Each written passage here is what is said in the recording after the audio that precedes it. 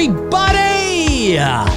Welcome to episode 156 of Two Dudes and Some Bullshit. My name's Dave McRae, coming to you live from the VoiceMann Studios in Toronto, Canada. He's Tony Michael in Atlanta, Georgia. And tonight we are diving into Volume 1 of Season 4 of Stranger Things.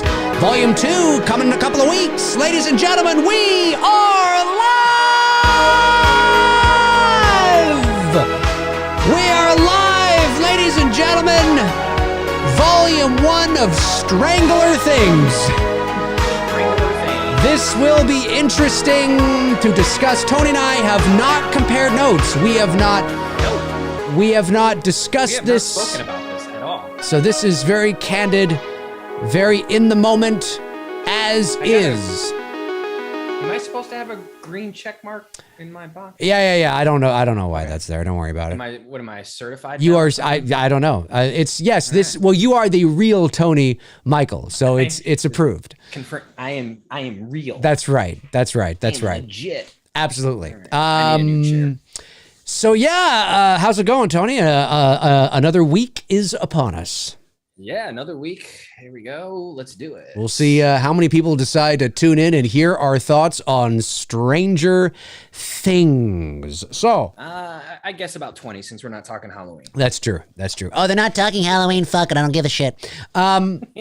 So what did you think?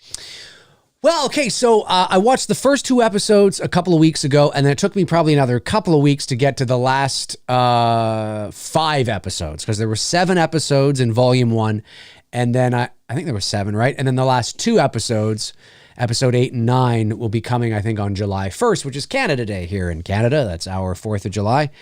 And so I'm excited about that, obviously, to finally see the last 2 episodes.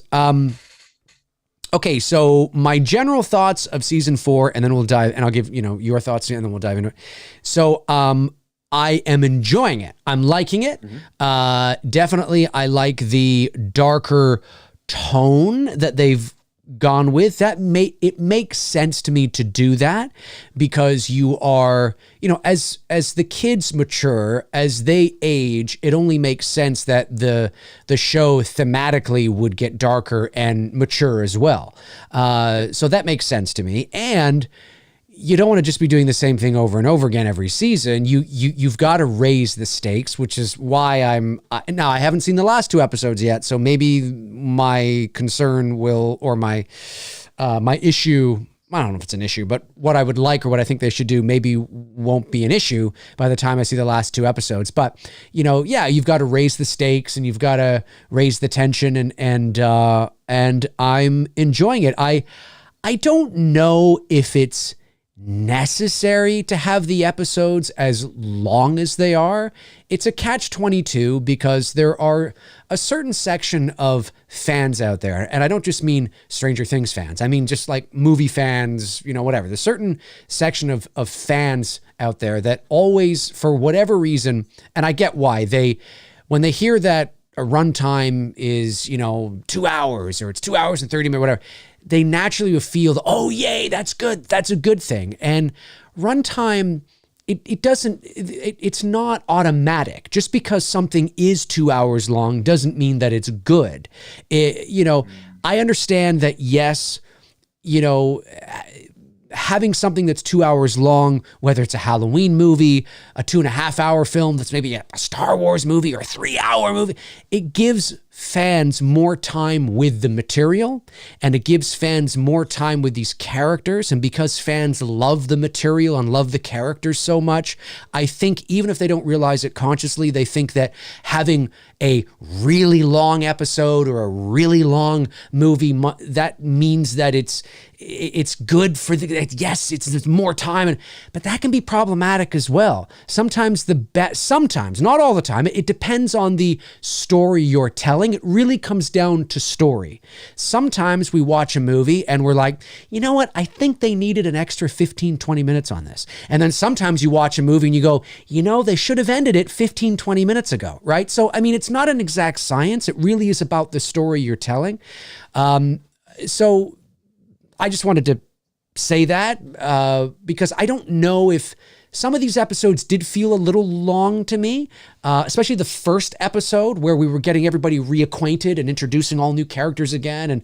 And I get it. It's been 3 years, the pandemic. You got to catch everybody up. I understand it. But knowing that, that episode 7 is like an hour and I think it's like an hour and a half. 90 minutes. And then, and then episode 9 is like 2.5 hours. I mean, for a hardcore Stranger Things fan, your natural instinct is, yeah, whoa, yeah. But it's a, whoa, oh, well, maybe, let's just hope that when we watch that 2.5 hour episode, that we're not sitting there going, oh, Jesus Christ, guys, just end it. Holy crap. Because that can happen. So I'm a little trepidatious with that kind of stuff. Nonetheless, it is a bigger season. They are telling a lot.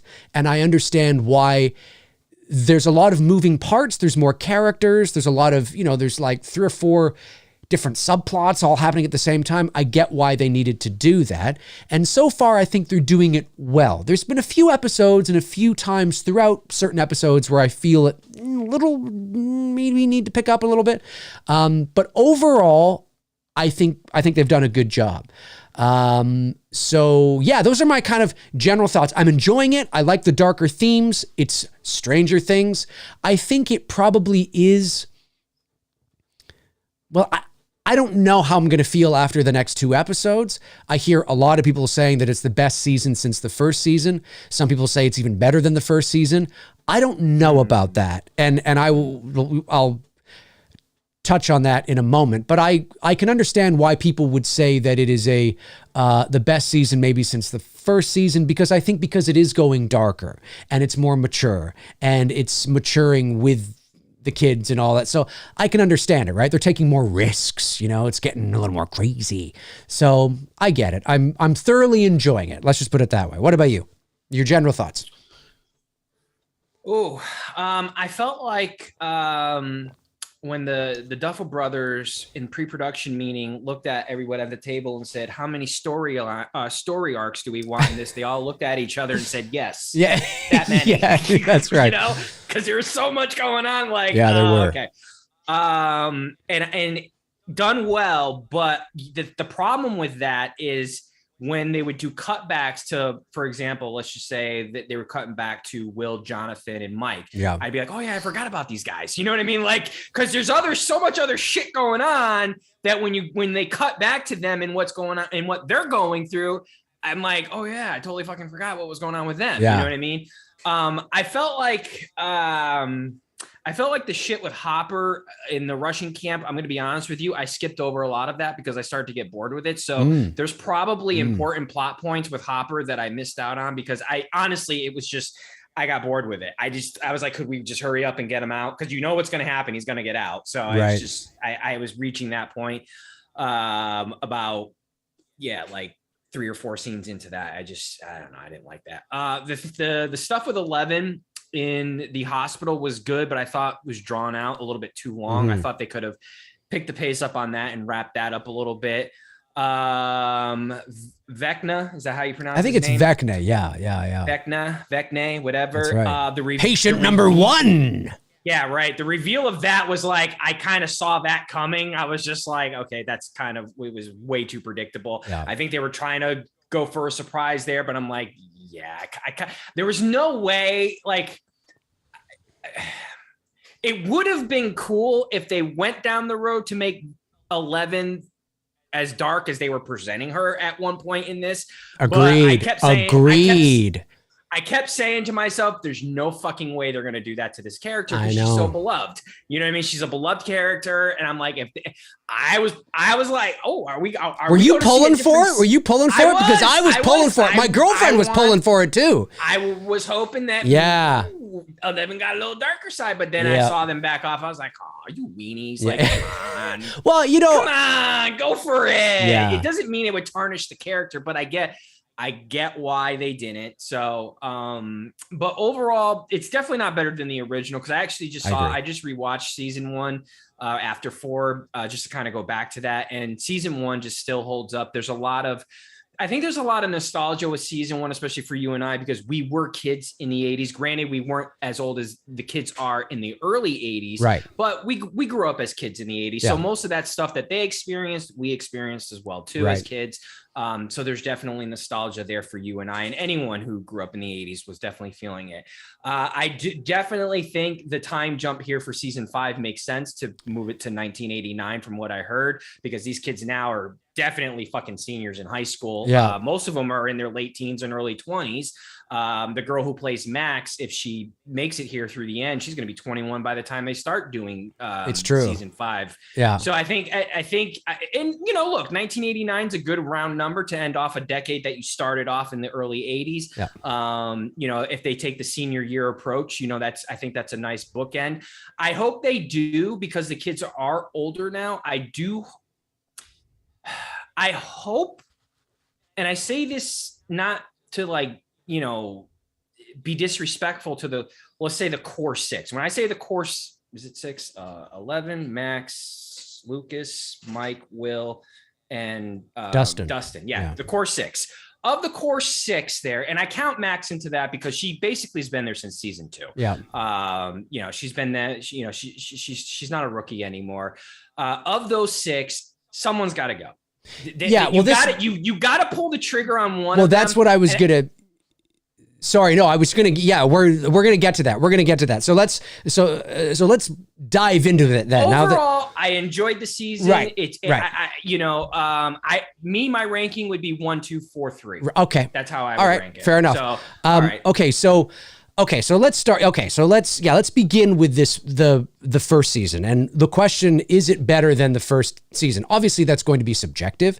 But for Tony and I think the answer is a hard no. There is something about, not that season 4 is bad. It's not. But there's something about the first season. And I was thinking about this before coming on. And it's the first of anything is, generally speaking, usually always the best because it's fresh, it's new. But I think that first season of Stranger Things really captured the essence of what the point of the show was to begin with. So the point of the show, the Duffer Brothers also said that, and I don't want to, I'm paraphrasing what they've said, or what I've read they've said, but they've basically said that, they were prepared not to go past season 1. Like they didn't know, because you don't know, right? Is this going to be a success? Is it not going to be a success? Yes, obviously it ends on a cliffhanger, but producers, shows, films will sometimes do that to have a hook just in case it's a success. And if it's not a success and there is no sequel, well, it's neither here nor there. But that first season was very magical because the Duffer Brothers set out to create a show that tipped their hat to Steven Spielberg, John Carpenter, and Stephen King. Essentially, you can pick out a few other, 80s, but with Spielberg, with the real rich character, child riding bikes, nostalgic 80s dynamic. You've got Stephen King with the horror sort of, it kind of dynamic. And then you got John Carpenter with the synth score and all that kind of stuff dynamic. And it was so perfectly done. And having these kids, they are it was the quintessential example of childhood innocence, right? The naivety and the imagination of childhood. It was The Goonies, right? Which was an example, and something that they were mirroring, right? It was It Chapter 1. You know what I'm saying? It was that childlike in your bikes. They captured the essence of that so well against the backdrop of the 1980s so well that it just was it was really magical. It was very timing too. Yeah, yes. It was, dare I say, very impressive, which is why it captured a lot of guys and gals our age and older, right? We watched it going, holy shit, this is exactly what it was like. I mean, this is, wow, to do this show now and to have it feel like, and all the 80s sort of Easter eggs and the kids and the dynamic between the kids were really good. But it was all about the imagination. It was the children. It was innocent. It was sweet. It was before girls, right? It's like that quote in, not that Mike didn't think 11 was cute. I'm not saying it was void of that, because you also had, Steve and Nancy. That's right. I was going to say Natalie, Nancy. And of course, you had other characters that brought that more mature vibe in. But as Tony said, that core structure, right, where the show was really focused on, the naivety and the innocence. It's like that line in Stand By Me, and I forget what it was, but LaChance there. What the fuck's his first name? Gordy. When I think it was him, how he's talking about, he's basically, I forget the line, but there's some line in that movie where they talk about, this was the last summer that it was like this, because the next year we were going off to high school, or we were and then girls were going to become a big thing. And as you get older, you lose that. There's a certain section of your childhood that is so sweet and so pure. And again, it's not that you don't find girls, but it's not the core, right? It's different. It's different. Being 12 is different than being 17. What you care about, what you're into, what takes over your life and your thoughts every day, all day, is very different than when you're 12. And I thought that first season was that's what Stranger Things was. It was the identity. It captured it so perfectly. So then you... Oh, yeah. No, I agree, because there is a moment in our life that we never realize it. But, before high school, when you're in junior high, when you're going through that 12, 13, 14, those 3 years, for us, it was 3 years, 6th, 7th, and 8th grade. When you're in that coming of age and you're still within that youth and you're still doing that youthful stuff, there is a moment that none of us ever think about, but it's the last day you're ever going to be together with your friends in your childhood as your childhood, because the moment you step into high school, everything changes. Everything changes. And you never think about that last day and what you were doing with your friends. That's right. That's right. But it's for all of us. Every one of us went through that moment. Yeah. And none of us probably can remember what the hell it is we were doing. Right. Because you don't think you're going to have a last day with each other, but that is the reality. That's right. You know what I mean? And to be fair to the Duffer Brothers, they did tip their hat to that. They have done very well at, to be fair, to give credit, where credit is due, they have acknowledged that a little bit, which you would have to. But in doing so, you are sort of changing the identity. You see, one of the great things about The Goonies, really, as much as we would have loved to have had a sequel, is that it never had a sequel. Because I don't think you could have The Goonies in their at 16. I don't think you could do it. It's different. It's just it's like you couldn't have a Stand By Me movie with Gordy and River Phoenix, at 18.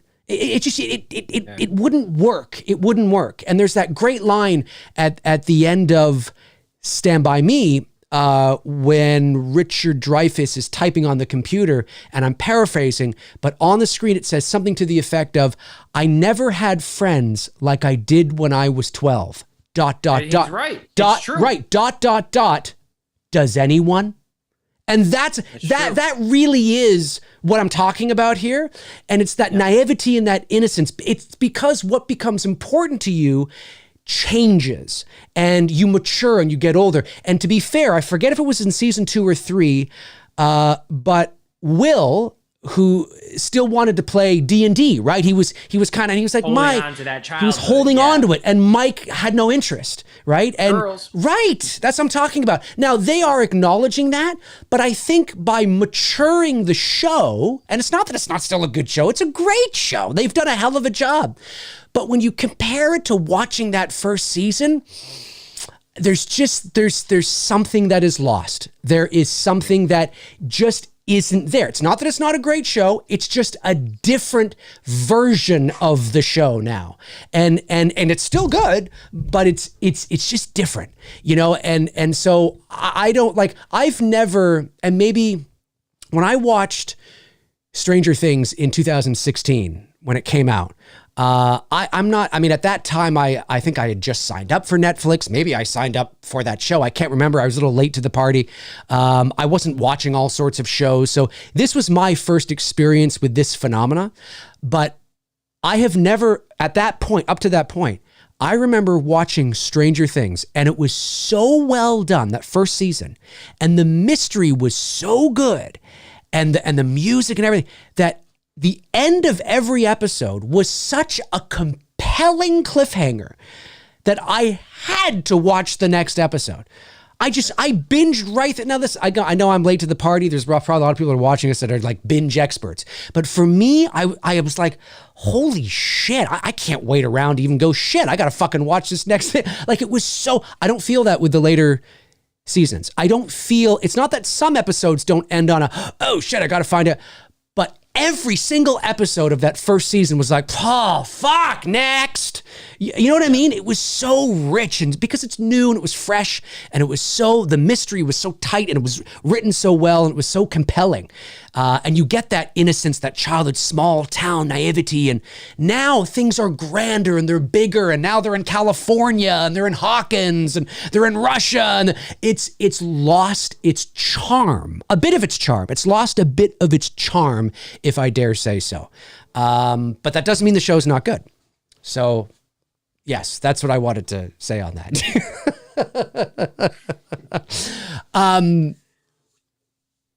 To your point about all the subplots in season 4, Yes.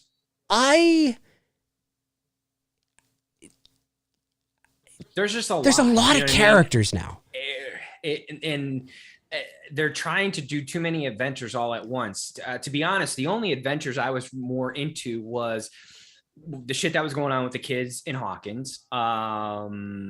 You know, it didn't matter who it was, whether, you know, it was Steve with the kids, the new guy there that they brought in, who's like basically one of the best new cast members they've cast. I mean, I liked Billy, but this dude is like basically straight out of the 80s. Yeah. What's his name there? I forget his, I know you're talking about, though, the new guy.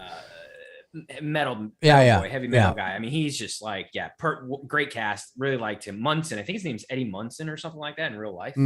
That's funny. I could be wrong. Not 100% sure on that, but I liked the story that was going on him. You know, he's the weirdo, you know, so the town automatically assumes it's him. Yep. You know, and because you know what, that was there's a lot of truth to that. Especially in the 80s. And I remember that distinctly, that if you looked like you stepped out of a heavy metal video, you were instantly typecast as a bad person. Yeah. Instant. I remember that vividly. You know, stay away from that. Stay away. You know. And for the most part, they were good people. You know what I mean? Like that. And the way the actor plays it, I'm like, yeah, you know, because I would get to know some of these people, and realize, like, yeah, they're not like what the rumors. You know what I mean? Like how the townspeople would start rumors about these individuals. So I liked him. Joyce going in and rescuing Hopper. Yeah. So no, I just don't believe Winona Ryder can be Rambo and rescue. Hopper should have died. Look, Hopper should have died in season 100%. 3. The way that he writes that letter to 11 and it's narrated at the end of season 3 is so impactful. It diminishes it now because you know he's not dead. Yeah. I agree with you. I think Hopper, as much as I love what's his face as the character, and it does. I mean, if you're going to pull the trigger, I mean, he sacrifices himself to save Joyce. He sacrifices himself to say. Yep. So, I mean, no better way to send a character out. Right. I mean, it's not like he tripped over a log and hit his head and that was the end. He had a brain aneurysm. I mean, he sacrificed himself to save Joyce. And that last shot of him with that stash and he's looking up at her and she's looking down at him. And, you know, yes, of course. And of course it sucks. It's supposed to suck. When a character you love dies, it's supposed to suck. And I think that, listen, I mean, I did watch all of the Russia scenes, obviously. And as much as it's cool to see him back. I get the logist of what happened. Yeah. You know what I mean? Like without seeing it. And, you know, I mean, it was good. I think, but I agree. I think that was prolonged unnecessarily. There was a point where he actually manages to escape, but then he's only caught again. And it's like, you know, what do we do? I think he just should have escaped and that's that. And then you progress him forward and maybe he meets up with I don't know. Anyway, I agree with you. I think, I mean, listen, he's back, he's here. All right. But if I was writing it, I think it would have been more impactful had he died for that because of that letter as well, you know. And I'm not trying to diss Winona Ryder, and I'm not saying Winona Ryder is not a badass character. Look, Lydia Dietz is like one of my all-time crushes. Okay. I mean, I loved her in Beetlejuice. Absolutely. Yeah. But I just have a hard time believing that she's going to go all commando and rescue Hopper out of a Russian prison. You know what I mean? Like, I can only suspend my disbelief so much. I'm already doing it with the show.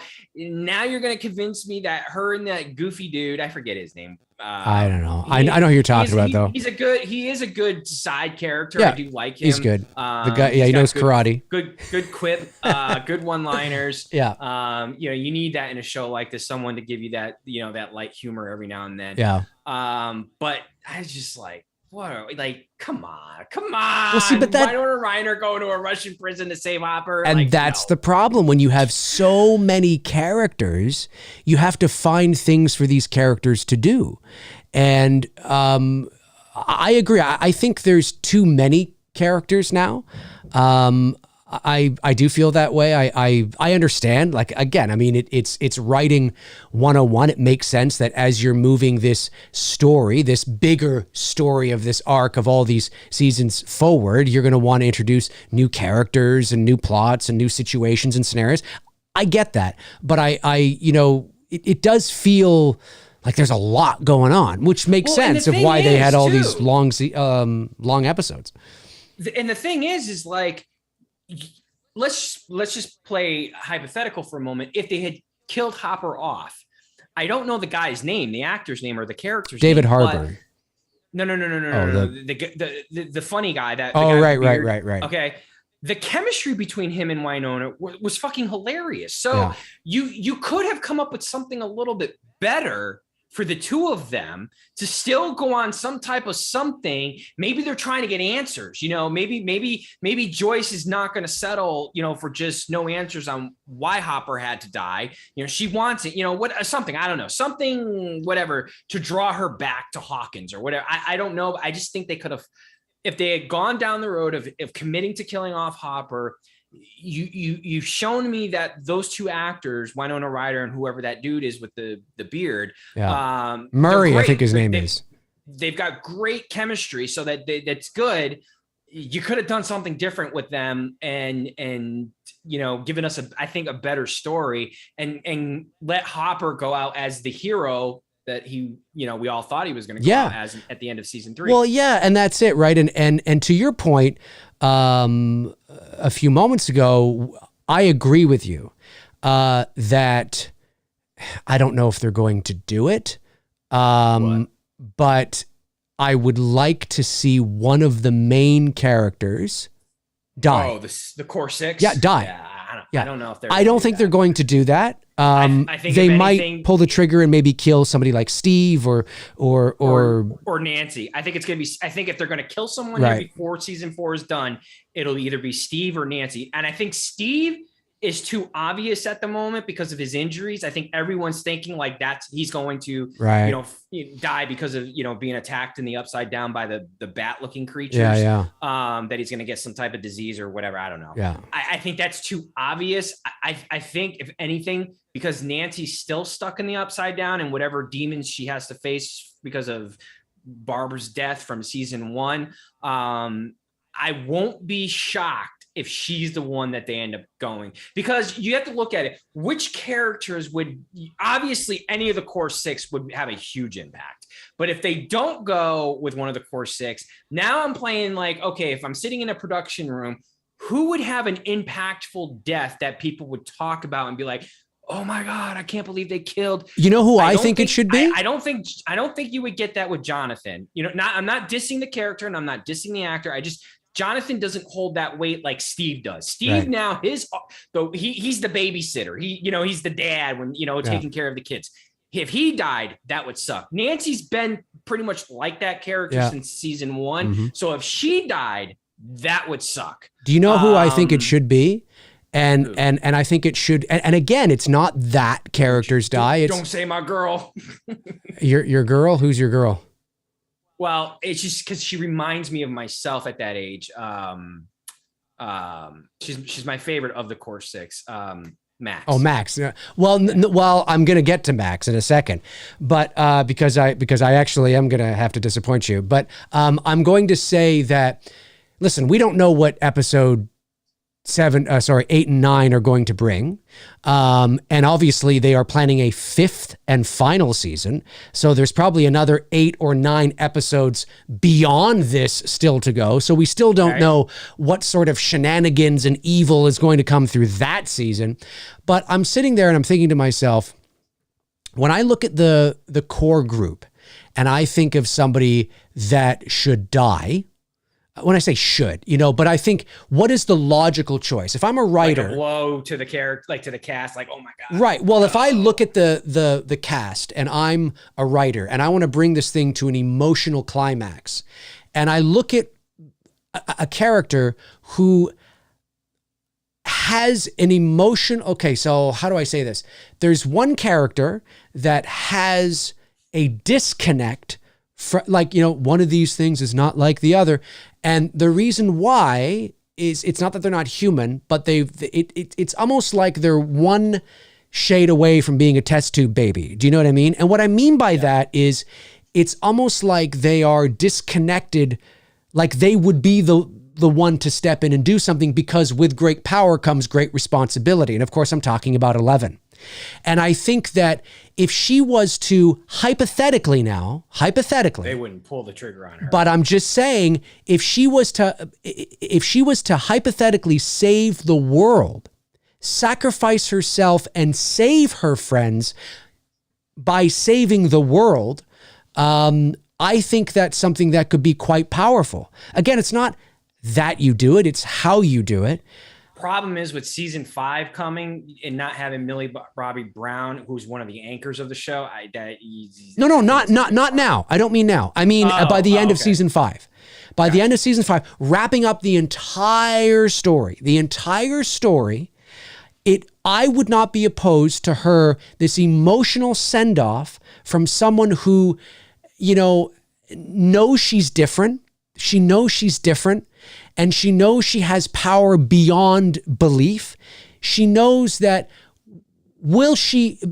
because then you can ask the philosophical questions, and maybe this is a little too mature for the average, and I'm not trying to sound condescending when I say this. I just mean that maybe I'm thinking a little too kind of out there for the average Stranger Things viewer, but I'm thinking about these philosophical questions in the sense of that 11 she's different. And then you have to ask yourself, would she ever be able to fit in? Would she? And then you could say, well, yes, of course. Okay, yeah, maybe. But she'll always have, it's like this is her destiny. Do you know what I mean? Is to save the world, right? And I feel that she's the only one that could, not that she doesn't have the help with her friends and, and Mike and everybody. Of course, they're all a part of saving the world. But at the end of the day, she's the fucking Superman. She's the one with the superpowers. And she's the one that can tear shit up. And she's the one that, Mike can't go and have, She's got fucking force powers beyond belief. She's a fucking Jedi master. So it only seems right that she would be the one to sacrifice herself at the very end, not the end of season 4, at the very end of season 5. Yeah, I can see that. To sacrifice herself to save her I mean, that, everybody. Can you imagine that emotional send-off with Mike? That emotional send-off with thinking back to that first time they saw her in season 1 in the woods. That's not Will. There she is in the rain and everything they've been through and all the ups and downs. And she steps forward and says, no, it's because she almost knows intuitively that it's her responsibility. They can't do it. They can't do it. It's my responsibility. I wouldn't be I don't necessarily think they will do that. But if I'm a writer and I'm looking at the characters, who is one of the main 6 that it makes sense to do that from that point of view? Well, it's 11. I mean, she's almost built for that, right? She is the one that leads. She is sort of that leader that would probably sacrifice herself for the greater good of not just her core 6, for Hawkins, for the world, for humanity. And I think that could be quite powerful depending on how you write that. Now, in regards to this season, someone's going. I have a gut feeling someone's going. I'm leaning towards either Steve or Nancy. I don't see them going with one of the core. Because there is another season.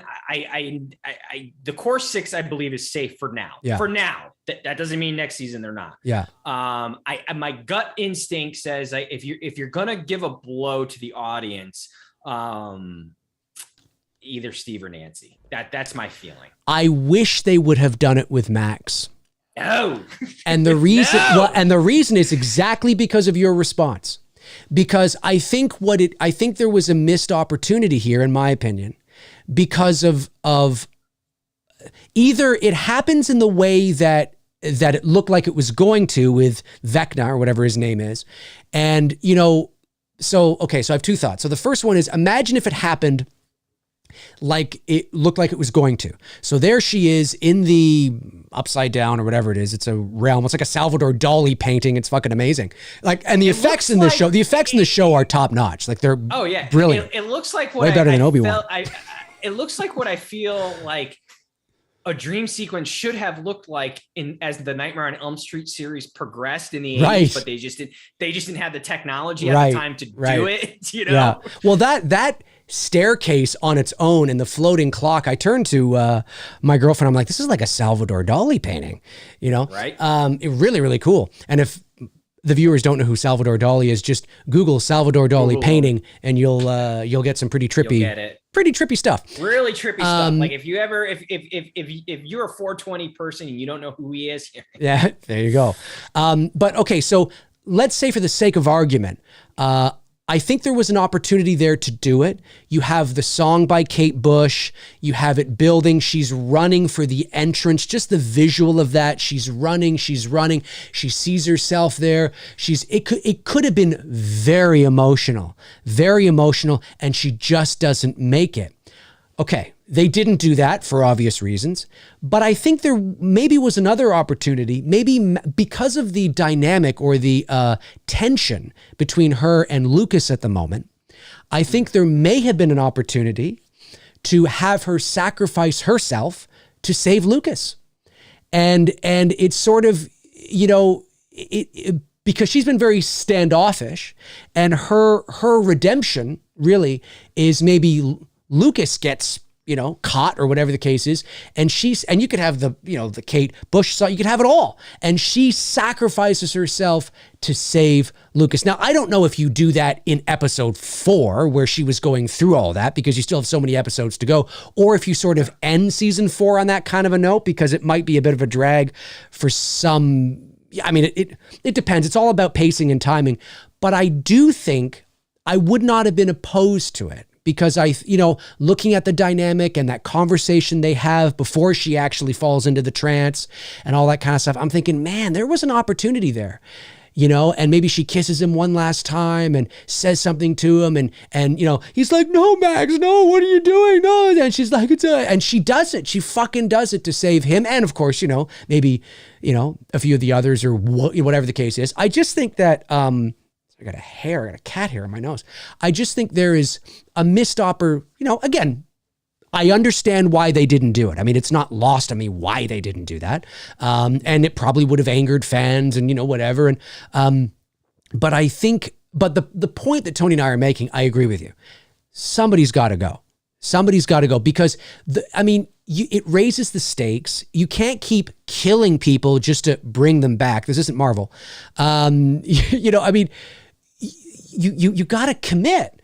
You have to commit. It's okay if, and again, maybe they wanted to and Netflix wouldn't allow them. Maybe there was a script that was turned in and Netflix was like, no, change that. Because they know that maybe it'll affect viewership. Maybe it'll affect, that happens too. Yeah. Sometimes creatives will write a certain way because they understand the power of writing, a really good emotional death for a beloved character. But the studio is like, no, we can't do that because they're beloved. And it's like, well, no, we can do that because they're beloved. That's the whole point, and there's a back and forth. And obviously the studio usually wins because they have the money. But I agree with you 100%. 100%. Somebody's got to go. Yeah, that would suck if she went. I think one of the things that again, just to kind of not to rehash what you've already said, but one of the things that the Duffers have done so well with, and the writers, because I know it's not just them, but anyone who's involved in the writing process of this show, what they've done such a great job with, for those of us who grew up in that time frame, I think we all can see, we see ourselves in one of these characters, you know what I mean? And Max, even though she's a girl, a lot of similarities to me, with the skating and, walking around with I always walked around with my Walkman on in school. Same. Shit, my yearbook photos, I have my Walkman, except for my senior year, because we had to dress up for that one. Yeah. But everything, always had my headphones. Photography, like, you want to take that off? I'm like, nope, put it around my neck. Go ahead. And then put it right back on and listen to my music.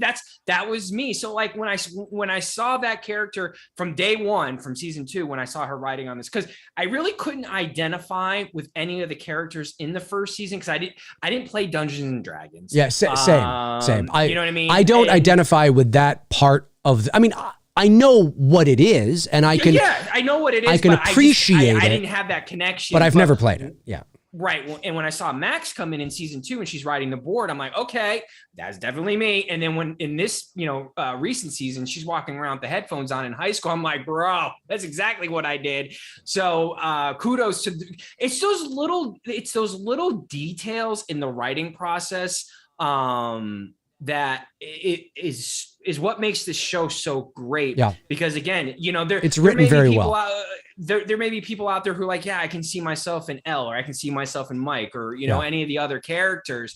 And I think that's what makes this show so special. So for me to see her go, I'm like, no, she can't. It would be tough, wouldn't it? It'd be no. It would suck. But if it happened, that emotional attachment to that character, it would. I would understand. It would suck. Yes. And you need that sometimes in a movie or a show. You need to kind of have that, because like I remember, I don't know if you remember this, dude, or not, but in the 90s, in the 3rd season of 90210, they hyped the shit, and I remember everybody at school all fucking week that week.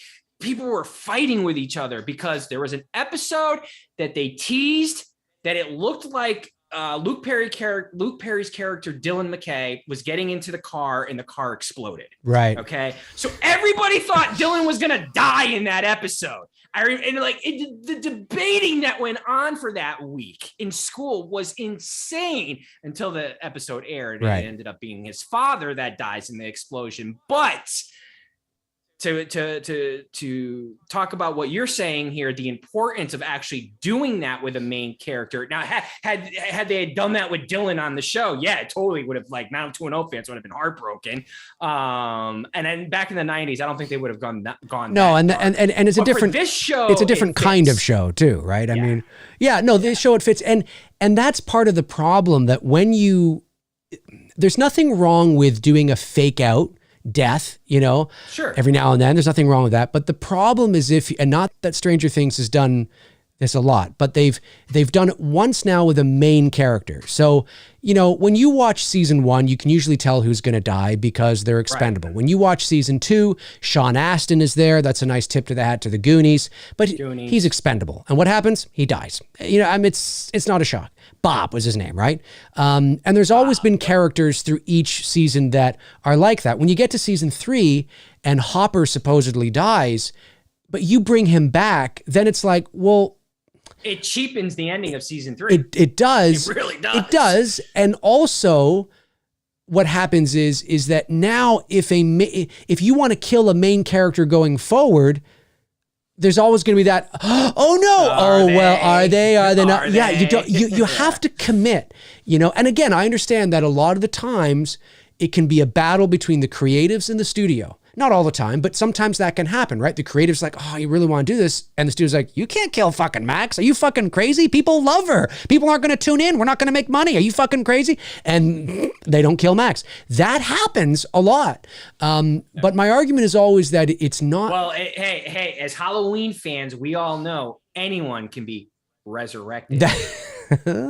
It's true. Horror fans. You saw what I did there? I saw what you did. I saw what you did. Even horror fans, all horror fans know that. But yeah, no, it's not that the writers want to kill people. It's about serving the story and the emotional, having stakes. If you don't want your movie or you don't want your movie or show to be too cartoony in the sense of there's no real threat, there's no real stakes, you know, so there's no real danger. If Hopper had actually died, and again, I understand why they bring it back, and I love David Harbour as the character, so I'm like, all right, well, you know, it is what it is. And it's, you know, okay, it's good to see him back. But I would totally, when I watched that episode, I was like, oh no, they're not. Oh, they did. Oh my God, that's amazing. And then, you know, his voice with the letter, and I'm like, oh, and I had a little bit of a lump in my throat. I'm like, and then of course we get to Russia. Who's in there? That's the American. I'm like, oh, come, no, what are you doing? I know. What are you doing? Is he dead in there? No, oh, come on. I get it. I understand it. But there's so much, when you do that, it feels like a Roadrunner cartoon a little bit, right? When you kill characters, but they're not really dead. And we don't, you know, again, thankfully we haven't seen this a lot in Stranger Things, but we've seen it a lot in superhero movies and you know, oh, they're not dead. Oh, they come back. Oh, you see it a lot in horror movies. And, you know, and it's like, there's no stakes here, you know? So that's why if Hopper had died and stayed dead, oh, the stakes of shit just got real. Because now you're like, oh, well, now anybody could die. Like, what's good? And now it becomes really interesting, right? And then you have Max and that's what I mean. You have Max on the verge of death, right? To the Kate Bush song, no, and she survives. And it's like, okay. So if I was to see that again with like Mike, I'm not going to sit there and go, oh no. No, I'm going to go, well, no, he's going to survive. Why? Well, because he's Mike, you know, and who died? People we don't give a shit about. Right? We don't give a shit about the nerdy guy that's hanging out with Nancy. We don't give a shit about, you know, the cheerleader, it's that stuff. It's that stuff. It's cool. It's creepy, but you've got to add, and listen, even the new kid, the new heavy metal guy. If he goes at the end of this, yeah, it would suck because he was a really good addition, but at the same time, I'm like, but he's the Bob of this season. It's not a huge impact because we've already seen, like you just said, with Sean Astin's character, right, who was a nice addition for season two. Yeah, right. Yeah, really good addition. I liked his. I actually was kind of hoping he'd survive because I think I liked him and Joyce's. For sure, their chemistry was dynamic. Great, you know. Yeah. So if they did that, if they played that card again, it's like we've seen it. I think if anything, they've either got to, like you said, they've either got to pull the trigger on one of the core 6 kids right now. Yeah. Or it has to be either Nancy or Steve. Robin would suck, but Robin would suck, but because she's been there through season 3. I think she's a bit of a fan favorite at this point. She is. She's a little more than Bob. And I think that would be. I just don't see it happening. Yeah, no, I don't either. But because the impact of because when you think about it, if Steve were to go, remember when they were talking about that in the store about if they could merge together and be one, but then they wouldn't have each other or something like that. Yeah, the loss of Steve for her would be huge. Oh, it would, and for us. Yeah, for sure. He started off as this kind of douchebag character, that gets into a fight, for acting like a dick to Nancy and fighting with Jonathan there, but then sort of has become the quiet hero, protecting the kids and whatnot. So Nancy would suck for sure because she's been there since the beginning, fighting, the monsters and shit, with the kids. So there's no doubt about that. I think Steve would be the heavier loss for fans than Nancy. It would still suck for Nancy, but I think Steve, that would suck. I could not agree with you more. And I actually think that if you were going to kill either Steve or Nancy in this season, thinking of it from a writing perspective, what I've seen so far, I would pick Steve, not because he's been injured and he's been bitten by a bat. I just think because you're on the cusp of rekindling that emotional connection. And so you between him and Nancy. Right. So I forgot about that. Right. And he's that reluctant hero, right? Reluctant hero. And I think there's an opportunity there for him to sacrifice himself saving Nancy or saving the crew or whatever the case is. And you would feel that emotional weight. And like I said earlier, for those of you that might just be tuning in, I'm not against, not this season, because unless they spin something where it makes sense, but by the end of the 5th season, by the end of the whole shebang, I'm not against 11 being the one main of the one of the main 6 of the main crew, being the one to sacrifice herself to save Hawkins, the world, to save everything, because it makes the most sense because of the power and responsibility she knows she has. As you said that, and that's the end of the story. About what Steve reconnecting with Nancy and that conversation that Steve and Robin have with each other about, how neither one could, not have each other. Yeah. The more, and the fact that if they were to kill Nancy, that would be a very heavy, dark season for season 5 for Mike, even though there is a time jump. And I understand that. You're talking the loss of a sibling, you know what I mean? And that's not something you're going to really be able to dodge as a story. So why as a writer, why put yourself in that scenario where you kind of have more of a clean exit with Steve because he has no siblings. Right. And in this season, that's what I'm saying. Right. And to your point, unless there's something I'm forgetting, to your point, Steve's arc, Steve began as a bully. And more or less, right? Kind of a douchebag. Yeah, exactly. He began as a douchebag who was bullying Jonathan and whatever, right? He was a douchebag, and he's changed, and his arc, from what I've seen, everybody loves him, of course. And what I'm seeing, if he was to go out in season 4, let's say, like in these next 2 episodes, and there's no evidence, guns blazing in a blaze of glory, 100%, and there's no evidence to suggest that he's going to, but let's say he does, it would be and sacrifices himself to save the others. It's a terrific end to his arc, because he began as a douchebag who bullied. And he changed that to save them, not necessarily or maybe there's a moment where he ends up saving Jonathan. There's some sort of thing where he ends up saving him in some sort of capacity, and he goes. You see, Nancy still has unresolved guilt because of Barb. And there was a reason why when Vecna, whatever his name is, got to her, she found herself back in the pool, right? You know what I mean? Right. She has that repressed guilt with Barb. Steve, I think his arc, his real thing is just, I was a douchebag, now I'm not a douchebag. And to go out on top, sacrificing and saving the kids or the guy or whoever that he looked down upon one time, that's a big thing. He goes out a hero. And I don't think anybody would, mean, yes, of course it would suck to lose these characters, but that's the point. That makes it much. That makes it much more meaningful. Then, you know what I mean? And it's like, wow, you know, and whereas. It just, if they all survive, and again, who knows? We don't know what season 5 is going to bring. We don't know what that epic finale is going to be. They've all been through a lot of shit to survive this long, I will say. Yeah, I just think somebody's got to go to give stakes and weight to the danger that's there. Because now we know, well, 11's got her powers back. All will be fine. She's going to come in. She's going to nosebleed a couple of times and tear shit up, and that'll be the end of it. You got to do something. There's got to be something that's like, whoa, shit, I didn't see that. No, Steve, because, or whatever.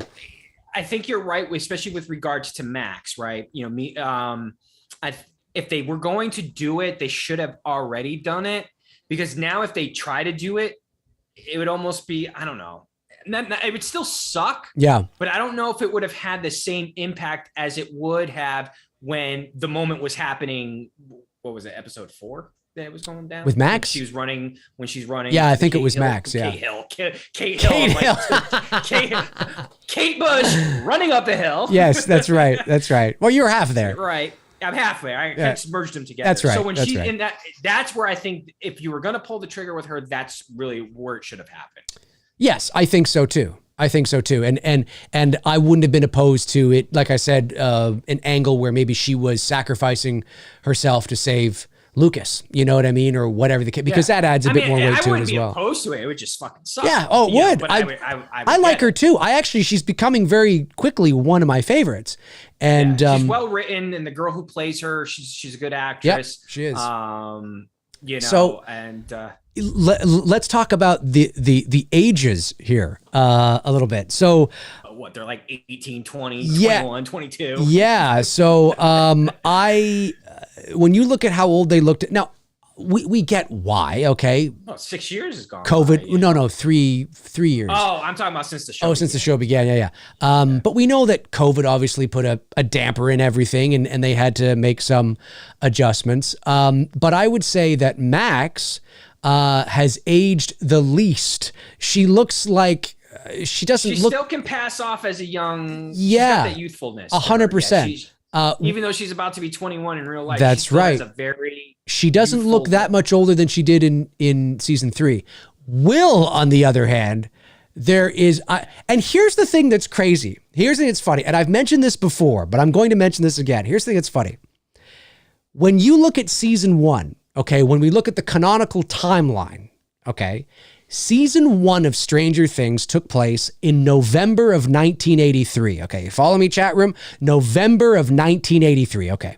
Season 2 took place a year later. Okay. Season 3 took place like 6 months later or something. 6 months later. And then season 3 or 4. So anyway, so season 4 right now is supposed to be March of 1986. So November of 83 to March of 86 is 2.5 years. Every single thing that these kids have been through in season 1, season 2, season 3, every crazy, fucked up, wild, supernatural, crazy monsters, Starcourt Mall, the Upside Down, Barb dying, explosions, 11 cause shit, and the fucking, and over in Russia, and the whole thing, all happened in 2.5 years? These kids have aged that much in 2.5 years? Are you kidding me? What the hell are they drinking in Hawkins? Holy snapping crap, man. Listen, obviously we have to suspend our disbelief a little bit, but it's really apparent from season 3 to season 4. Season 3 to 4. They do, in this season, they do look like freshmen in high school. Most of them do. Yeah, but there's but it's only 6 months removed from season 3. I wish they would have gone a bit further. Like Will looks like season 3. They're in 8th grade, so it would time wise as far as it would be age appropriate because they're in 8th. They're in 8th grade in season 3, and now they're heading towards the end of their freshman year in high school in season 4. Because spring break, they are. I don't know how it is for you guys up there. Spring break for us was the last break before. Yep. But it just when you look at where how they look at the end of season 3, especially Will and Mike, especially. Like there's some, like, 11. Oh yeah, puberty hit them hard. Yeah, it just, Yeah. I have trouble believing that Will would have aged and grown that much in 6 months. I just have trouble believing it, but I suspend my disbelief and I go, okay, he's got a funky 80s wig on. His voice is a lot deeper. And I'm like, all right, it is what it is. But it is, I am glad, like you said, that by all accounts, if it is true, and apparently the Duffer brothers are saying it is, they haven't specifically said how much, but they have said that there will likely be a significant time jump for season 5. And you have to. And it makes sense to do 89, because if you're telling me that these kids are freshmen in high school right now, and it's the spring of 86, the summer or the spring of 89, like towards the end of the school year, as they're about to graduate high school, that would be in line to the way these kids look now. And it just seems like the right jump to do. They're graduating high school. They're no longer kids, they're adults. That's right. I totally agree. The real world. I totally agree. What did you think of Robert Englund's cameo as Victor Creel? I like the little winks and the nods. The first thing we see him, he's scratching the desk, table with his finger. Okay, got you. What you're doing there. He hasn't lost a beat with his weirdness when he's on screen. I love it. Yep. It was great to see him. No, I don't want to see him play Freddy. Oh my God, it looks great. He should play Freddy. No. No, but it's great it was cool to see him. I think the Go-Go's are supposed to be doing something with Stranger Things. I don't know if they're in the new seasons or they're doing something tomorrow, like a concert event or something. I got to double check because I follow Belinda Carlisle on Instagram, and I think I don't know if they're going to be in season 4 or if they're doing like a Stranger Things concert or something like that. But no, I mean, the cameo was cool. You definitely had a lot of Nightmare on Elm Street vibes in this, in this season specifically. Yeah, I thought not even just the fact that Dustin references it to the little kid while they're sitting on the table, but there's little nuances, little things that I'm like, Nightmare on Elm Street. And what's funny, like, you know what I mean? And again, you have to suspend your disbelief. There's nothing they could do. I get it.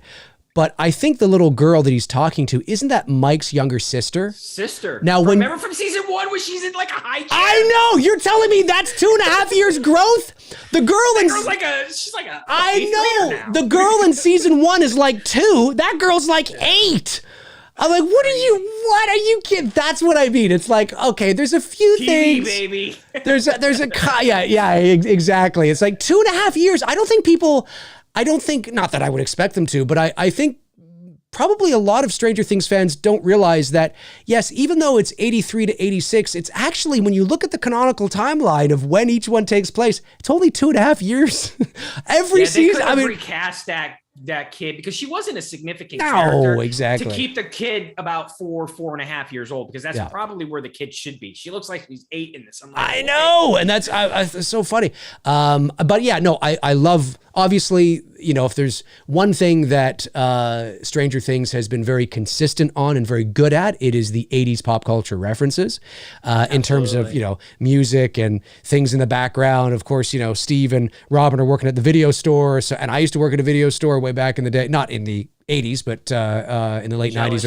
This is true story. Yeah. I wanted, like, my dream back in the day when I was a kid. I'm not kidding you. I wrote it as a book report, or not a book, but as just a report for my English class. I wanted to own my own little VHS store. Would have been great. My first job, I wanted to work. I remember I was 1 month away from turning fucking 16 legally in Connecticut. I don't know what's up in Toronto, but Connecticut is 16 to legally work and be paid and work. I think it's 14 here.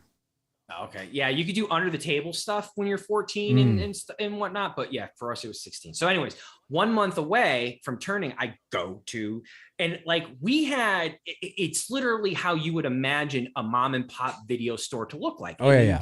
We had lots of those too. Picture it in your mind. Yep. It's literally, that's what it looks like. Yeah. I go in there, I tell the guy, can I get an application? I want this. He knew. And he had told me, he's going to be closing up by the end of the year. I was so heartbroken because right at that point, Blockbuster was coming into our area, but slowly. Like the chains were slowly coming up. They weren't like, it wasn't like this instant boom. Because you and I turned 16 in 95, right? Yeah, that's right. So in that spring of 95, we finally had gotten our Blockbuster. I mean, Blockbuster had been around since 93, but it wasn't like they weren't all over. You had to like drive a minute to go to a Blockbuster if you wanted to go to a Blockbuster. And he just couldn't compete with, what they were offering. And I just remember being so fucking devastated because that's all I worked at a dry cleaners all through high school. I learned a lot of my business skills that I learned then I have applied today into my business, the hard work, good work ethic, treating customers, like the stuff that, and I always thank them. I've kept in touch with my bosses because they still own the dry cleaners, it's a small little chain, family owned, and whatnot. And I always thank them for everything that they taught me, so in hindsight, things do work out, but I so badly wanted to work at B. Randall in Clerks and work at a VHS store, because when we were kids, I wasn't thinking DVD and digital was on the rise. Of course. You know what I mean? I just thought everything was going to be VHS forever. I worked at one, so but I'm jealous. Well, but I worked for a chain and not Blockbuster. I worked for Rogers Video, which was basically the Canadian Blockbuster. We had Blockbuster up here as well. But Rogers Video was a competitor.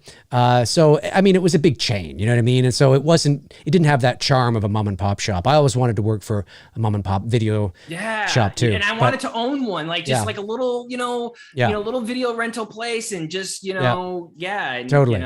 But I like the references in the show. Of course, the Freddy Krueger cutout in the background. I actually paused it and zoomed up on it because I wanted to see, now is that because in 1986 there would have only been 2 Elm Street movies.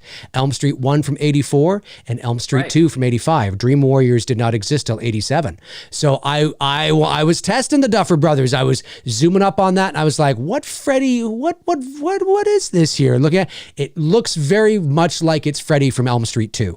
So I was like, okay, I see what you're doing there. Good job, Duffer Brothers. Yeah, Good job. I can't imagine that they would slip up like that. Well, I think fans would have caught that and be like, hey. Yeah, well, and if I did it, there's probably 10,000 other people out there that were like, is that the right Freddy Krueger? But they did that. The effects are fantastic. I think the visual effects are terrific. I think Vecna is that his name? Vecna, I think that's it. Whatever. He's a cool villain. It's a cool villain. Definitely got some Freddy Krueger vibes for sure, which was intentional. Sure.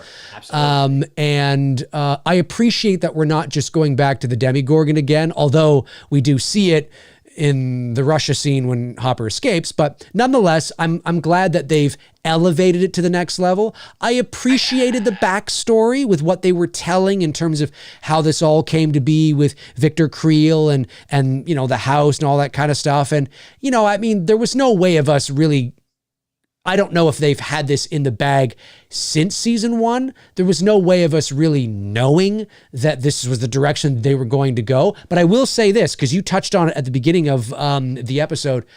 I was hoping they would keep 11. She was the one. Villain? Well, not as the villain necessarily. She had an incident at Hawkins. Yes, she was the one, and I'll tell you why. I was hoping that she was the one that was responsible for the mass murder. And the reason is because it shows what she's capable of. One of the reasons why, and not to deviate too much here and go to Star Wars, but it's a good parallel. One of the reasons why I personally liked the idea of Rey being a Palpatine was because it, and the fact at the end of the movie, she says, what's your name? I'm a Scott. Yeah, I'm, what did she say? I'm a Skywalker, I think, whatever it is. I've only watched it once. Yeah, so and I understand that a lot of fans don't like that, but it's the symbolism of it, right? So I appreciate like a lot of, and I haven't read Legends or anything like that, but what I appreciate is that the idea of what's known as the gray Jedi, right? And it's the idea of this, from my understanding, Star Wars fans can pipe in the chat room or below if I'm wrong, but I think the idea of it is that it is somebody that has true balance. It is somebody that is proficient in both the dark side and the light side. And you always hope, of course, that this person chooses the light. I think to be so proficient in something, you will always remain one step ahead of your enemies because you are so, because, what's the saying? It's like,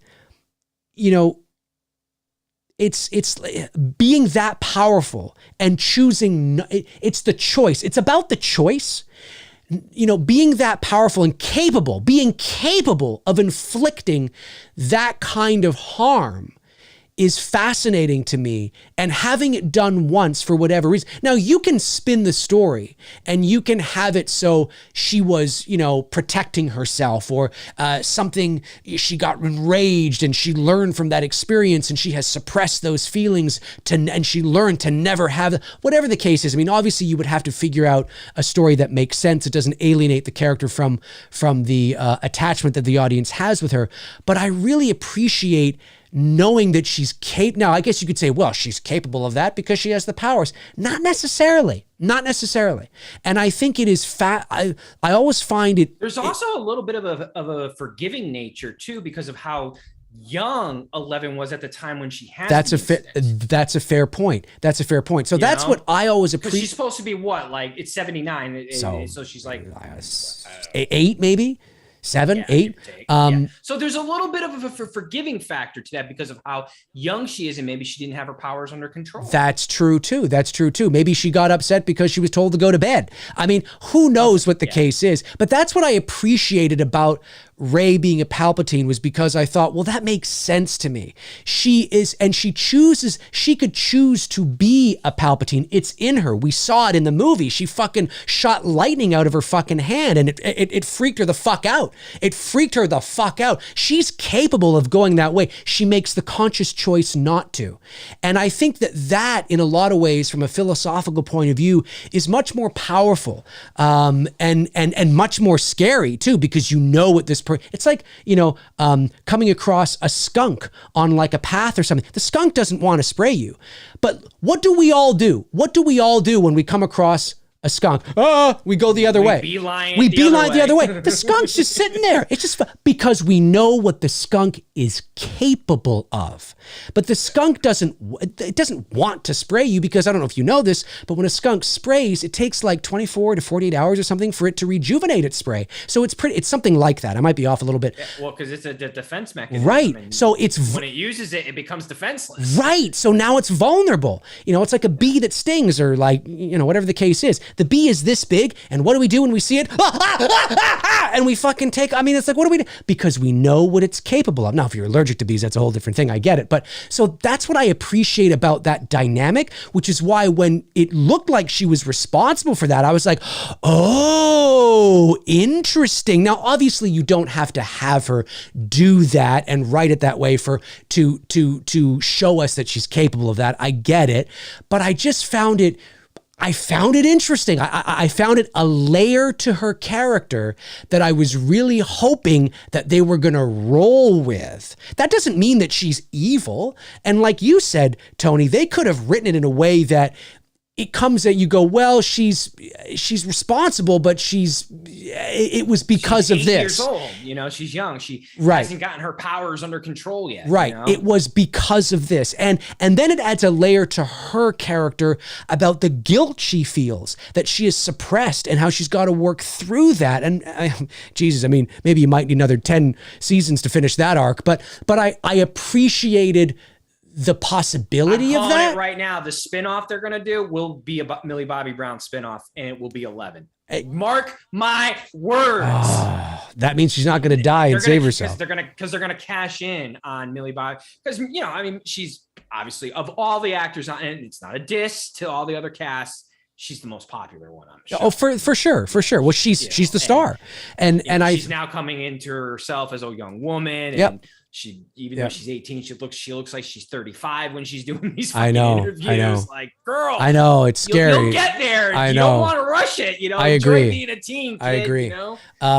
But that's what I like. Anyway, so I use the analogy of the gray Jedi and what you're capable and the balance. It's like Rey made that choice to be good. I made the choice. No, I'm not a Palpatine.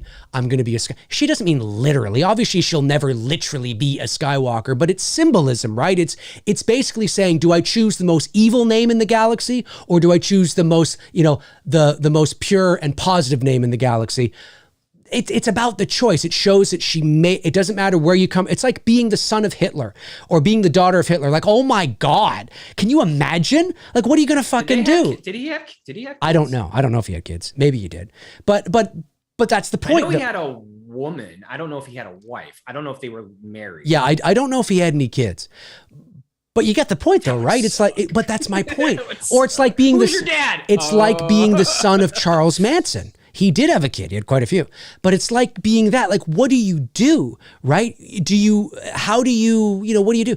And I'm not saying that the kid of Hitler or the kid of Manson is capable of the same evil. I'm not saying that. I'm just using that in terms of the name thing of what Rey did at the end of the movie. But so anyway, back to 11.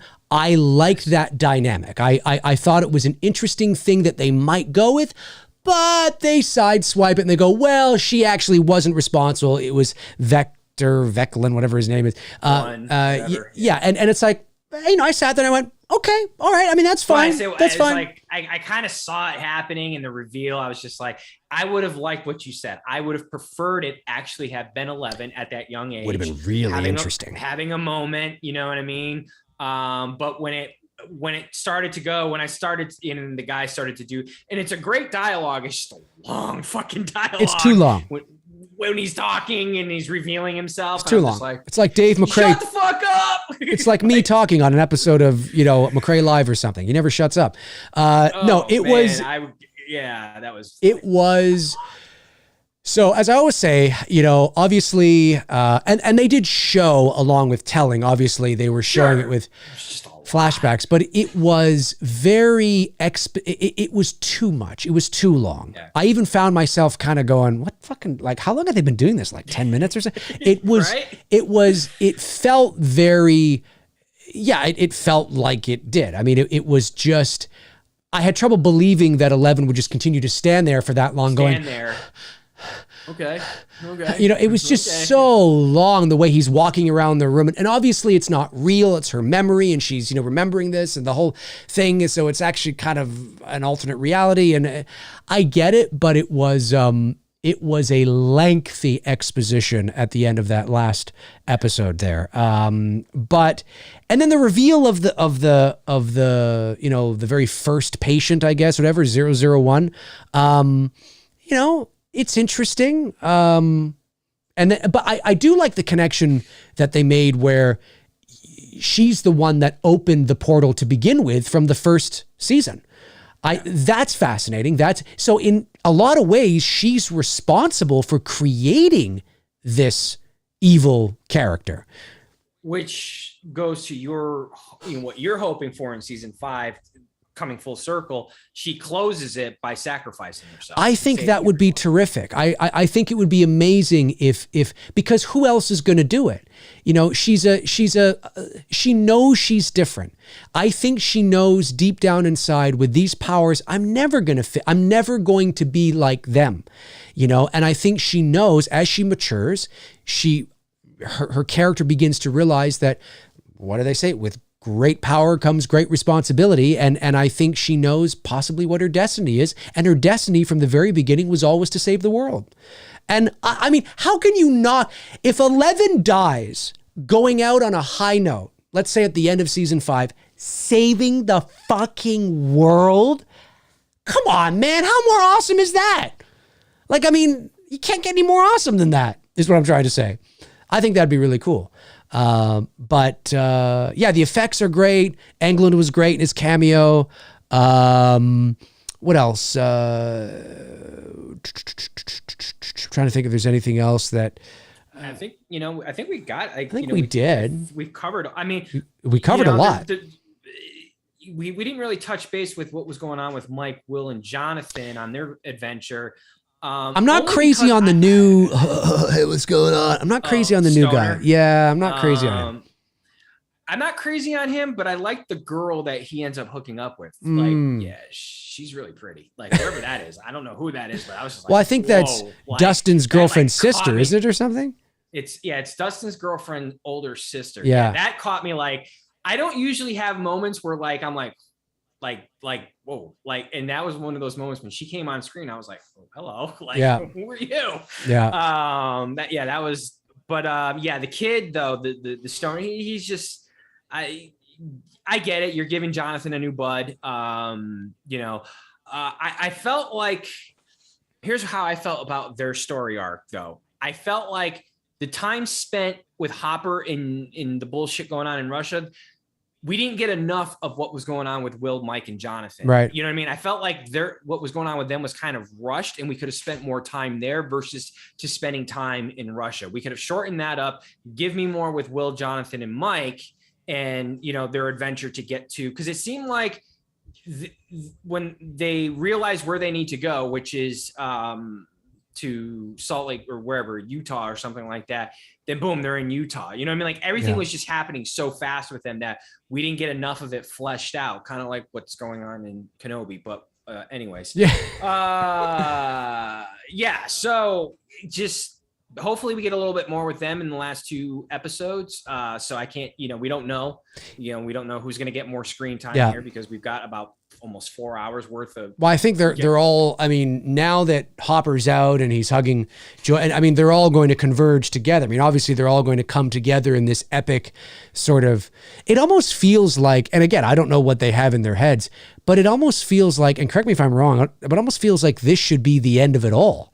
Like, it feels like we're kind of like there's a whole nother season we're after this. To a climax, right? Yeah, like, because what's going to happen? So like, we're going to do this all over again in another. I'm like, the only thing I can think of is that Vecna doesn't die in this, right? And that it's going to be kind of like an Endgame type scenario where Vecna's in there and the Demigorgon's in there and the spider thingies there. Like, they're all there. You know what I mean? Yeah. One big finale for season 5. You know. So they would, I just don't know what they're going to do. It feels like they're really, and I think it's just because, you know, the kids are getting older, the Stranger Things, you know, thing is you know, I'm not gonna say it's ran its course, but it's running its course. You know what I mean? Like it feels like, you know, we're doing well, and it feels like it just feels like we're coming to a natural conclusion, because season 4 right now is pretty fucking big. I mean, there's a lot of turning, you know, there's a lot of movie time left. Yeah. And time so left, whatever. You know, this whole season is like probably like 10 or 11 hours or something like that. And it's like, it's a very big season. A lot of subplots, a lot of moving parts, a lot of effects, a great villain. We learn about Eleven and what happened at the lab and who she was and her backstory. And it just feels like this is all going towards the end of season 4, which is the end. The cliffhanger for this it's got to be fucking good. You better make it good, because you got to pull people back like the way you're talking right now. It seems like it's coming to a conclusion. So whatever they've got planned as a cliffhanger, it better be good. You know what I mean? Yeah. No, it better be, because I don't know. Of course, we'll be back talking about this in July after we will. And obviously we might have a very different perspective on everything, sure. which may happen. But just thinking about how big this season has been and how obviously bigger these next 2 episodes are going to be, because it's coming to this crescendo and it's going to be this big climax. I'm thinking, so doesn't that mean season 5 is going to have to be even bigger? Like I don't, maybe not. Maybe they dial it down and they do something a bit smaller for season 5, but I don't know. It will be interesting to see, folks. It's going to be interesting to see. Hey, if you're watching live or if you're watching after the fact, comment below and let Tony and I know your thoughts on volume 1 of season 4 of Stranger Things. Let us know your thoughts on a lot of the things we talked about here today. And also, whether or not you, what the hell was I going to say? I lost my train of thought. Just let us know your thoughts on volume 1 of Stranger Things season 4. And, Veronica, I can rest assure you, next week, 2 dudes on Obi-Wan Kenobi series, that will not be happening. No. Oh yeah, no. We are not going to open up that well of disappointment. Yeah. Next week, we won't tell you what it is, because it should be one that'll get a lot of people watching, and it's not Halloween. I think you guys might be excited. I think so. We're doing, the watch along that we're doing next week, because I think it's been a movie that a lot of people have been asking us to do, and we kind of just saw it and we're like, hey, all right. Let's do it. I agree. And it is horror. Don't worry. It is. It's horror. And it's not Halloween. No, it's Halloween. We're watching Halloween 78. Yeah, watching Halloween 78. We're watching Halloween 78 5 times. No. For the full stream, all Dave and I are going to say, he'll go and then I'll go. He's going to say Halloween. I'm going to say Halloween. Halloween. For the whole stream. That's it. Actually, we're going to have the movie playing on mute, and Tony and I are going to do the voices for all the characters. Exactly. That would actually get a lot of people. $5 super chat comes in from Riker Age and says, Tony, would you ever do a Photoshop? A photo shoot as Victor Creel from Stranger Things 4, or a photo shoot with the OG Halloween 2 mask? No, I'm not doing those horror photos anymore. I do appreciate the question, and obviously for donating the question as well too. So I don't want to dismiss the question and just throw it away like that. So no, I'm not doing any of those types of photos anymore. Right now, I'm just focused on my business, which is real estate photography. I'm doing a lot of DJing again. I'm doing some Elvis mixes this week because of the Elvis movie coming out on Friday. Can't fucking wait. Nice. I will have my SoundCloud. I'll give Dave the information, and I'll have the sound, because I have a SoundCloud and it's been up and running. Yeah. I'll have Dave have that under my Instagram account next week. And then I'm just, honestly, I have a back catalog of so many photos. I do share photography pictures, but it's just my general, just country photography is the best way I can describe it. I do share that on my Anthony Michael Pics page. I haven't been going out doing a lot of photos lately, mainly like we're all in the same boat with the gas prices. So I'm being very conservative with how, because we're up to $5 a gallon now down here. So we're like $2.10 a liter. We're in liters up here. What's liters compared to? I don't know what it would equate to. We're like, but it's crazy. Yeah, it's just, so like where I go to take my country pictures, I mean, it could take me an hour or two to get out there, but that's just, I'm going through gas, and I just, it's expensive. We're all in that boat. It's expensive, but thankfully I've taken so many photos over the recent years, and I've got a catalog of thousands of photos that I haven't shared, that at least it'll keep my account active until the gas prices go down. But in the interim, I've just been cranking out mixes, on my other creative outlet there with DJing. So, but I appreciate the donation and whatnot. It's just, yeah, man, the cost of doing that stuff, it just became too stressful to do. It's a lot to do. And it's also not only that, it's very stressful to organize, because I'm going all in 100%. And a lot of times the people that I was working with wasn't. The last run here, when I kind of revamped and started going and doing it again, I had 3, shoots scheduled and planned for the month of November, and they all flaked on me. I mean, I scouted locations, I got everything organized, and it was just this excuse, that excuse. And I'm just like, you know what? I'm fucking done. When I DJ, it's me. I don't have to rely on anybody else. And you're great, by the way. When I listen to some of the mixes you do, it's fantastic. I appreciate it. Yeah, I'll give Dave my SoundCloud information so you guys can follow me on SoundCloud to listen to all the mixes. I can't wait to hear your Elvis mix, man. Yeah, the Elvis mix is going to be, I'll send that to you when it's done. So, and then the general photography, you guys can, do that there. But yeah, I loved doing it. It was fun to do. It makes sense, dude. You did It's Me, Billy. It's not easy to do that shit. No, it's not. No, it's not. I had somebody after It's Me, Billy was, and again, I don't know who they are. It's a lot of work. But when people don't realize, it's a lot of work. Oh, it is a lot of work. It would, when you want to, I had somebody say, what was it? What was somebody, I forget I don't think we had made the movie yet. I think it was during the Indiegogo campaign, and somebody had messaged me and said, I'm paraphrasing what they said. I can't really remember it, but they were like, "Oh yeah, you're asking for $60,000. What the fuck? I made a feature length." That's peanuts. Well, it is. It is. But he says to me, he says, "I made a feature length movie for $20,000," and he sent me a link, and I looked at it and I said, "Yeah, this looks like it was made for $20,000." You know what I mean? Like, I mean, it's not, and it looked terrible. It was awful. And not that you can't make a $20,000 movie look good. But yeah, no, I mean, I've had the bottom line is that when you want to do something professional and hire the right people and take it to the next level, it costs money. That's just reality. That's just the reality of the situation.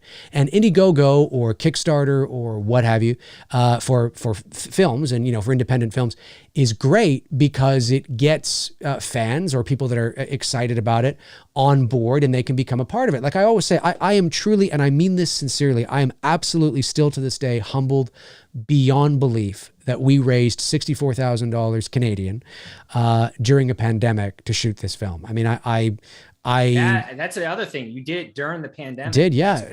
Right in the thick of it, right in the summer of 2020. And I am absolutely floored and appreciative and the campaign, sincerely. Not the shoot. Clarify that. The campaign, yeah. Well, and then we shot the movie in November. So that's what I say, November. Yeah. Everyone's gonna be like, wait, he shot that in the summer? No. The campaign, yeah. But it was such an amazing experience, and I'm truly thankful and truly honored and humbled that people believed in us and wanted to see it and all that kind of stuff. But no, I mean, to your point, Tony, it costs a lot of money to do things right and to do it. Like when we did Billy, we knew we wanted to shoot a professional film that looked professional, sounded professional, something that if you walked in and you saw it on the TV, you would think that somebody was just watching Amazon or something. Like, you know what I mean? We wanted it to look professional, sound professional, and play out professionally as professional as we could. And I think we achieved that. Of course, it's just the first half of the story, but that takes money. It takes money because you got to hire the right people. And someone's saying, Tom, whatever, bro, I don't know how to pronounce your last name. Yeah. I think it's Hungarian.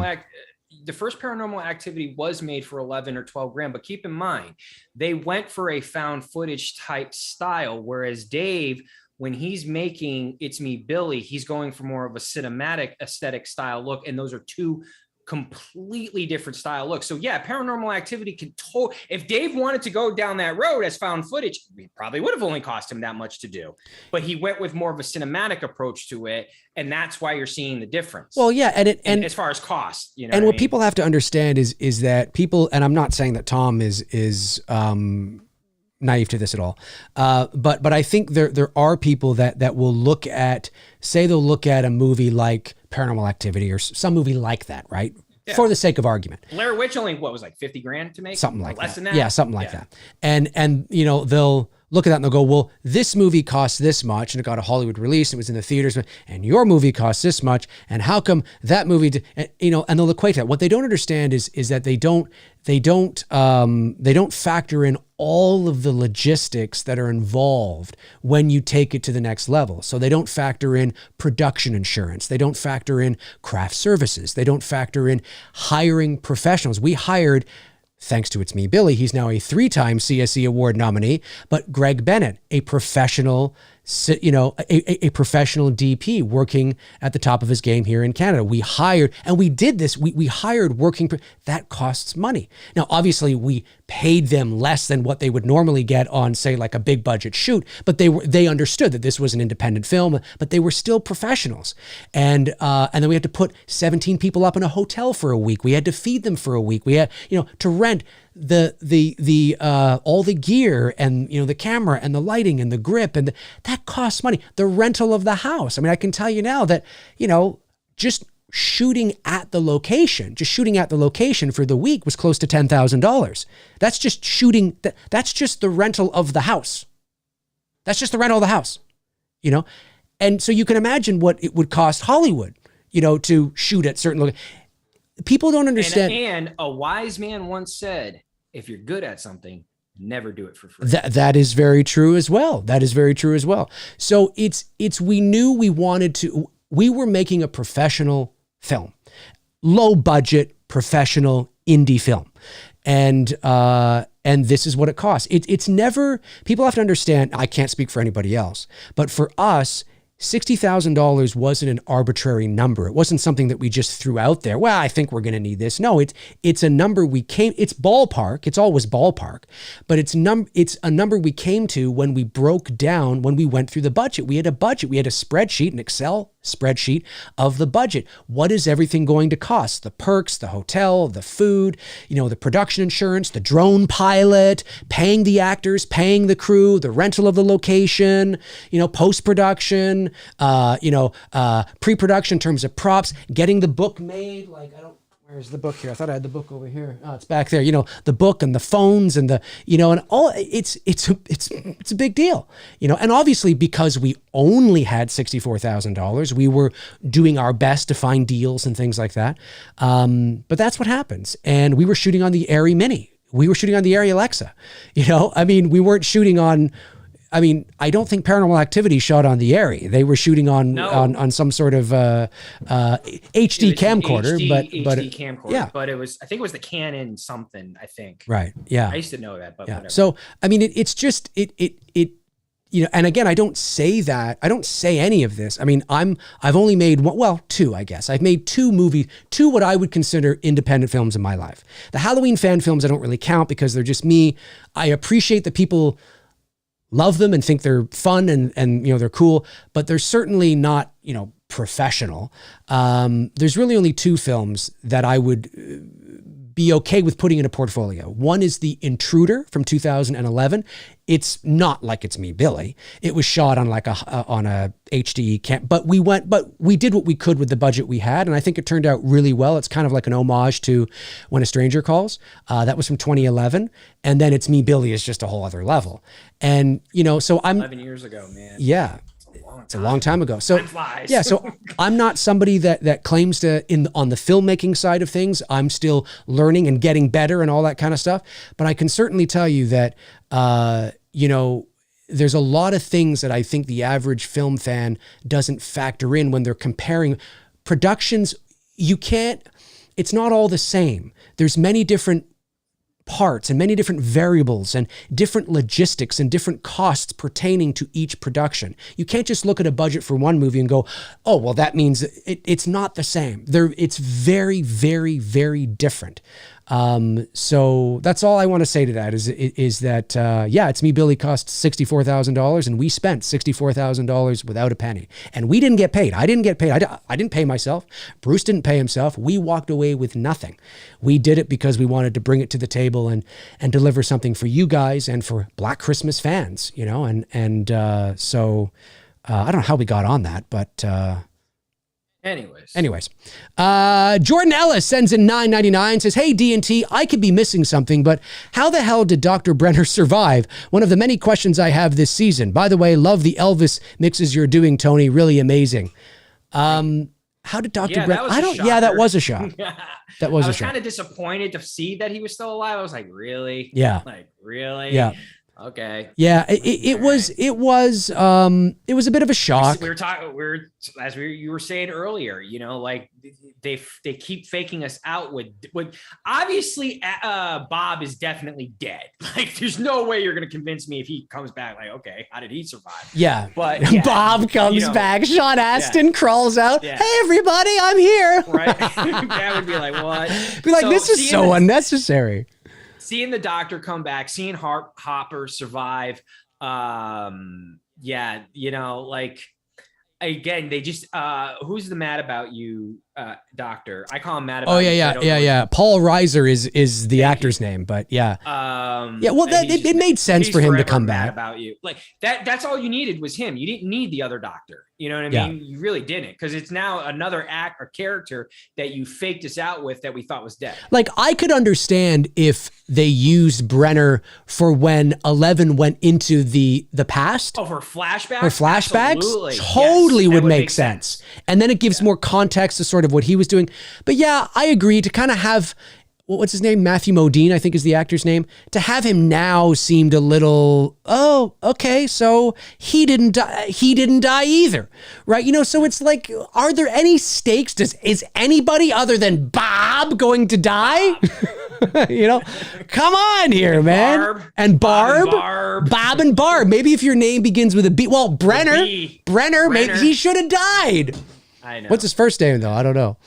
Intel Wild, my man. Speaking of It's Me, Billy, Intel Wild was one of our biggest supporters. Intel, it is so great to see you here, my man. Intel Wild sends in, I haven't seen you in a while, my man. It's good to know that you're kicking. Been a minute. Sends in $5 and says, yo, Dave, this Friday, my man, Elvis. Yes. I'm excited. To see this. I hope it's good. David Lee Barron sends in $4.99, says, to our Lord and Savior, Tony Christ. What? I love when he does this. How did you discover Elvis and his music? What are you most excited and most concerned with the new Elvis biopic? Great question, Tony. Well, like most people my age and Dave's age, because we're the same age, my parents, my mom and dad were big Elvis fans. Elvis was always played on in the house. I'm 99.9% sure the only reason why I was conceived was because they were listening to Elvis and drinking wine. I can't think of a time growing up where my mom wasn't listening to him. My dad was listening to him. You know, I have few of my dad's vinyl records from his collection, a few from my mom's, and stuff that I've collected over time. He like most people, I think mine and Dave's age, I don't know about the younger generation, and I'm hoping maybe with the younger generation, when this movie comes out, that it will ignite people to want to listen to his music, because his music is great.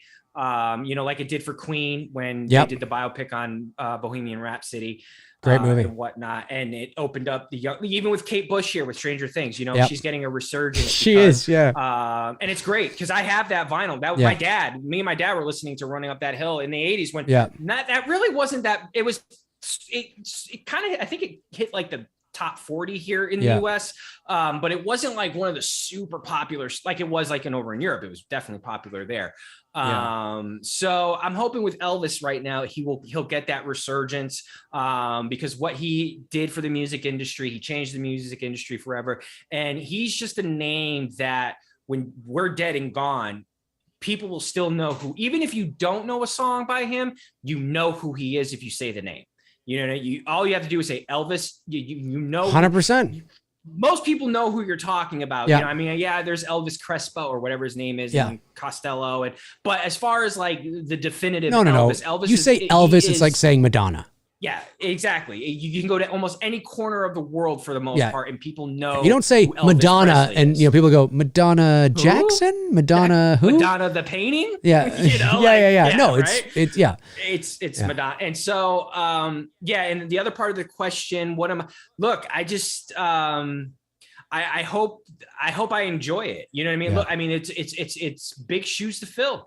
You know, Elvis is, it's not an easy task to take on Elvis Presley.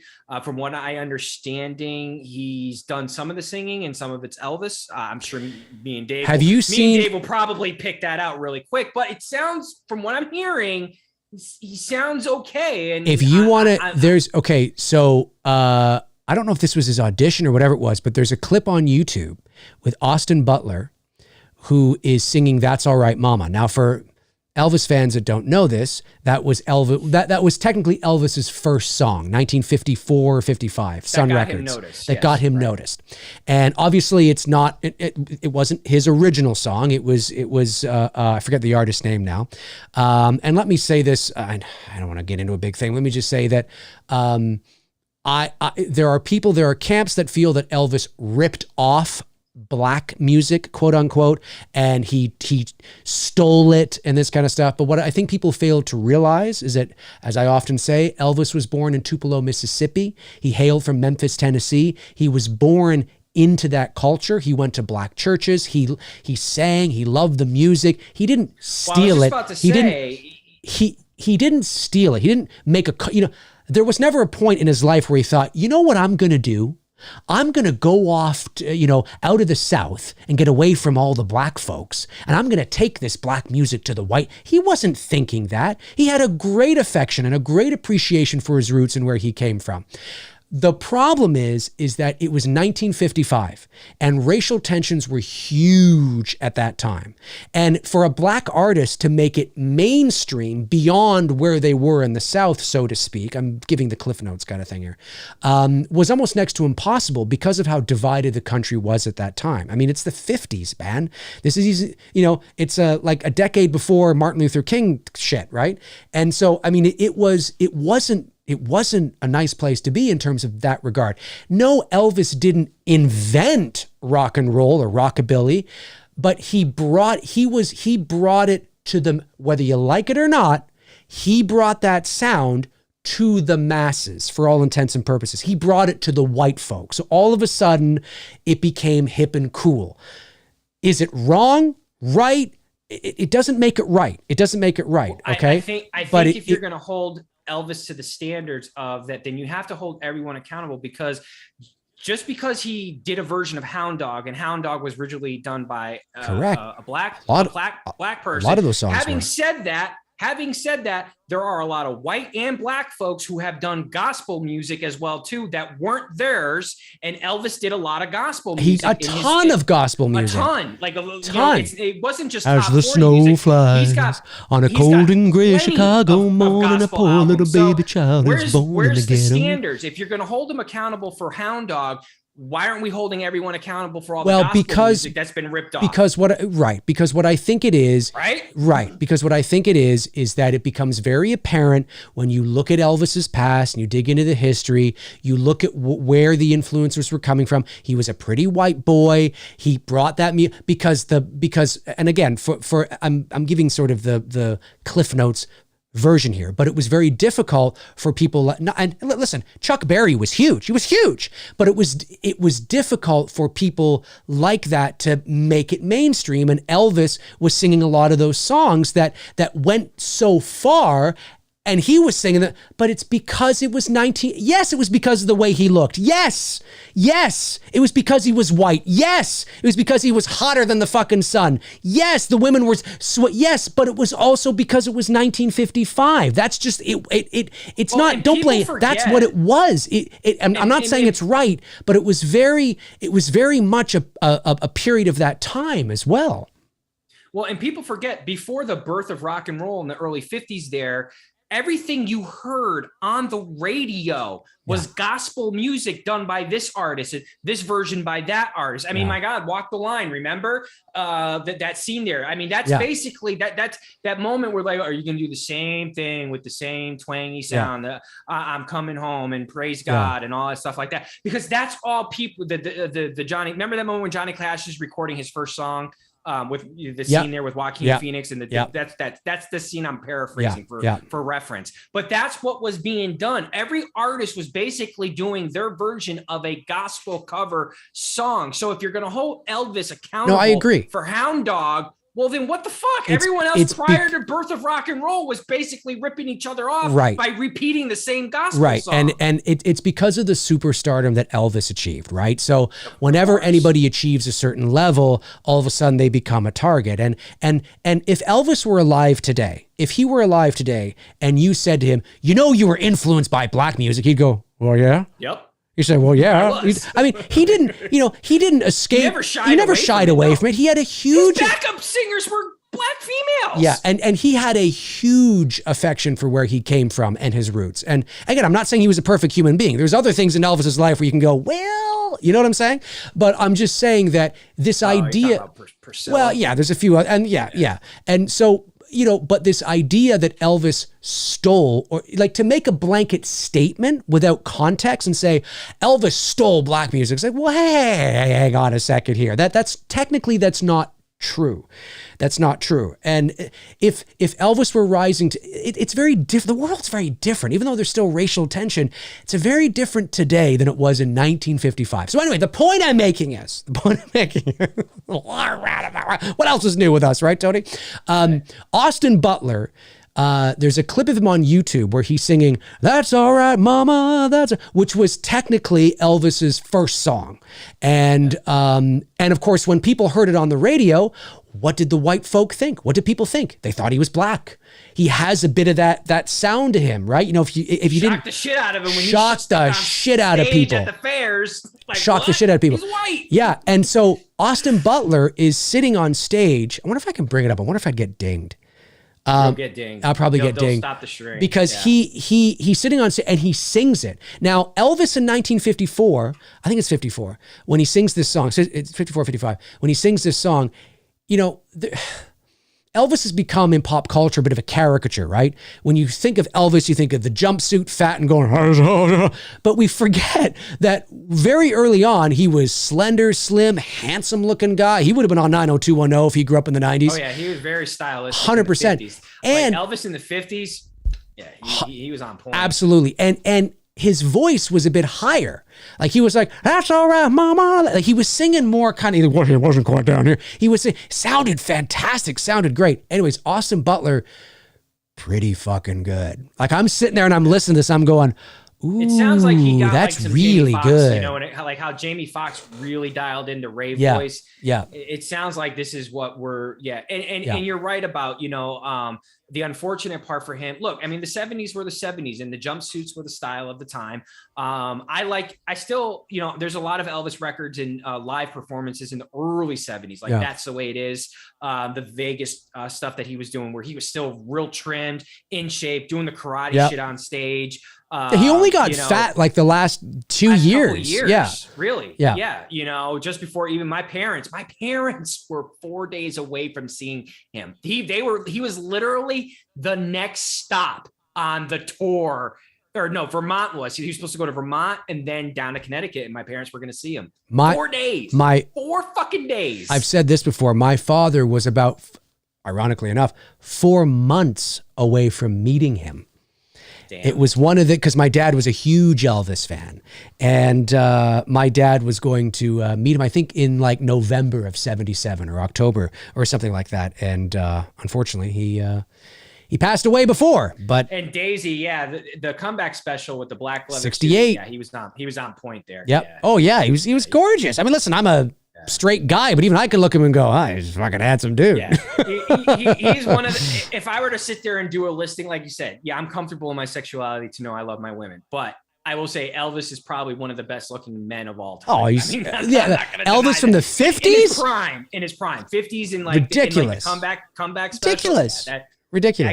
I could see why women were shit. I'd be like, holy fuck. Yeah, I mean, if I was I would be like, what? And of course, you have to think of the time period. I mean, think of the time period, right? So just say Elvis was cut off from here. They didn't show him gyrating. Him gyrating his hips was considered blasphemous. I mean, compared to nowadays, like these people don't. You gotta think of the world. It was such a different world back then. You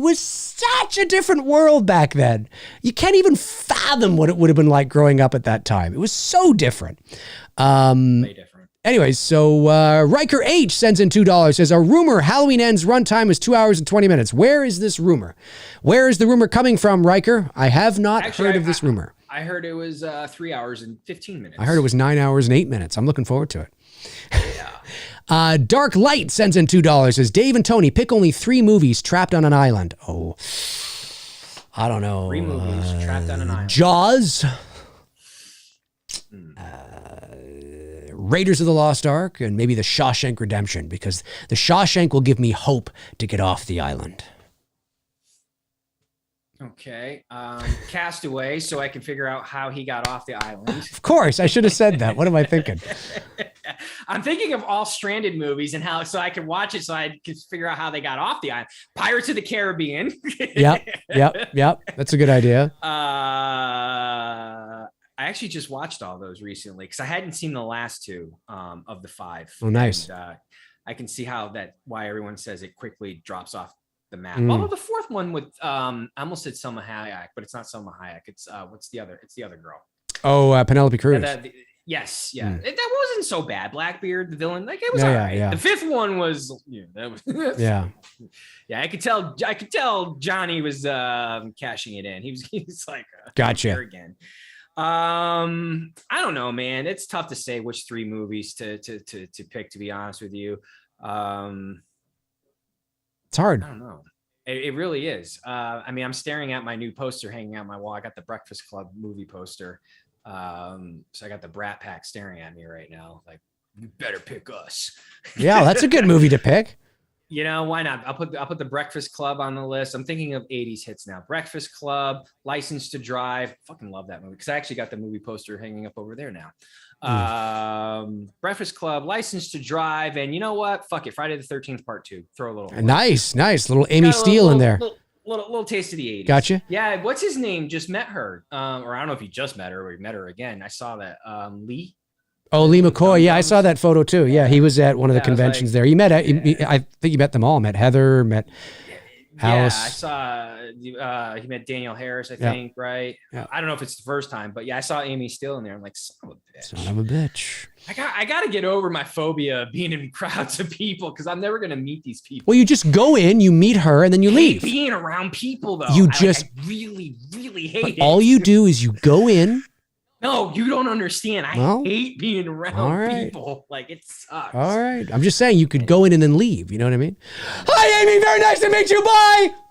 Yeah, right? Do like a run by. That's it. Yes. Do a total. It was a run by hello. It was a run by That's hello. it. That's it. Rob Thidoff sends in $4.99, says, Dave and Tony, would you please give a shout out to my parents, Bob and Jane Thidoff? Today is their 58th wedding anniversary. Well, happy 58th wedding anniversary to Bob and Jane Thidoff. Yeah, approaching the big that's incredible. So that goes back to what is it's 2022. Is be 43 would be us in 79. 53. 53. Yeah, right. 4, 5, 6, 7, 8. So 1964, I think. Oh, I was wrong. 1964. I think it's 64. 58. So they got married. 60 years? Wouldn't it be 50? No, 58th wedding anniversary.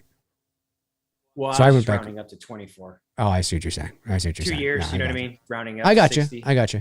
But yes, happy 58th wedding anniversary to Bob and Jane Thidoff. I hope you two are having a wonderful anniversary. And 60 years. Think about that. It's incredible. I'm trying to get to 60 days in a relationship, Look, let alone 60 years. I think that is incredible. I've been with my current partner in crime. She's amazing for almost 11 years now. So I mean, I can't even imagine being, well, if you were years. living together in the States, that would be common law marriage, because I think it's 7 years in the States, but you don't live together. We do not live together. No, we have our separate places. But I think that's amazing. 58, almost 60 years. 60 years. It's nuts. It's awesome. It's awesome. And here's to many, many more. Yeah. Let me see here. Terry Gould sends in $5, says, congratulations on 26,000 subs. Thank you, Terry. I didn't even know I had crossed 26,000. I don't pay that much attention to it, to be honest. Oh yeah, look at that. I did 26,000. Very cool. Climbing. Thank you very much. And David Lee Barron says, thoughts on Sean Clark ghost footage. So fascinating. Well, our thoughts are on our last episode. Well, I will tell you, I spent the last week rewatching it just to just to see if in my mind, when we got off that stream, my mind still could not process what I watched. And it was just bugging me out, because I was like, and we had sort of talked about it off stream, and thanks for asking this question, because one of the things that I mentioned to Dave, and I don't know if anyone caught this, and we didn't talk about it, so now I can talk about it. The light. What does light do? It reflects everywhere. Like my light shining on the floor here caused by that lamp. The light here in front of me is bouncing off the wall there. That light doesn't reflect off of anything. No, it doesn't. Nothing. Not the surface. I don't know if anyone caught that.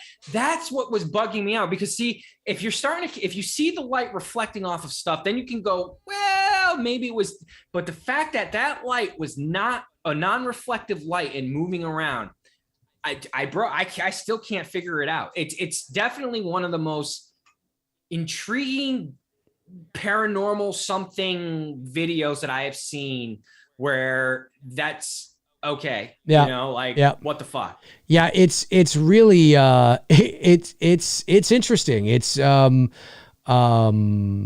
even you see it even before. It's like a ball of light, because it's not just the string of light that moves across. It's like a ball of light for a few minutes beforehand as well. It is a very perplexing video. We do on our last episode of Two Dudes, David, where we watched some paranormal stuff. Towards the end of that, before we hit the Q&A, we watch Sean's video, and we watch it all the way through, and we give our thoughts on it. So that's something you could check out there too. And I appreciate a lot. I had a lot of people message me some, other videos for us to react to, and because it was a good, people seem to like that. We'll definitely do it again. We just got to kind of figure out which one we're going to do. That's right. But yeah, you can definitely see it we'll be doing it again, maybe July, maybe August. For sure. Maga Cat says, marry her, Dave. Marry her, Dave. Oh, right. Because I had said we'd been together for 11 years. No, but neither of us want to get married, right? So we're not like that. We're not religious. We don't want to get, I've never wanted to get married. She's never wanted to get married. We're just think of us think of us like Goldie Hawn and Kurt Russell. They've been together for like 40 years. They've never been married. So, it's problem, not, she's not waiting in the wings going, Jesus Christ, McRae, when are you going to get me a ring? Yeah, no, it's not like that. But I appreciate the sentiment. I think that's my problem. I got to find a girl like yours, because I don't want to get married. I never wanted to get married. I don't want kids. Same. I don't have any kids. Don't want kids. I don't mind the common law thing. Like if we were living in a place together, but because we're not married, if we decided to end things, like, all right, cool, you go your way, I go my way, clean ties. Right.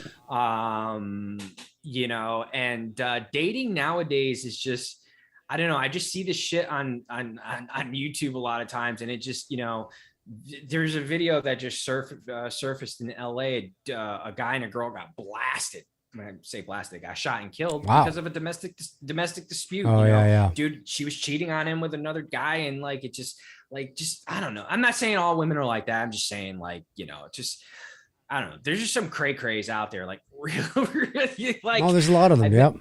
They really, really are. And then I think nowadays you get some people who are very insecure. I've dealt with it. Yeah. As very recently where, they want to know who you're talking to on social media and all. And I don't. And look, no one believes me. I'm like, look, you can watch the stream with me and Dave, and people in the chat room can verify, no, he doesn't respond to people. I don't talk to anyone. Yeah. And if you're thinking that I'm sitting there cheating on you and talking to people on social media, like, I mean, I'll quickly respond and do one-liners and be like, oh yeah, something like that. But I don't sit there and have long, I don't text, that's my other problem. I get we evolved, we're in this modern day and all this stuff like that, but I'm not a texter. I never have been. I never will be. It's not my thing. I don't need to have a fucking conversation through text messages. If you need to talk to me, fucking pick up that phone and fucking call me. You know what I mean? Like, and so I think because I'm so set in my ways and I know this is why I'm stuck in the scenario that I'm in. Right. You know what I mean?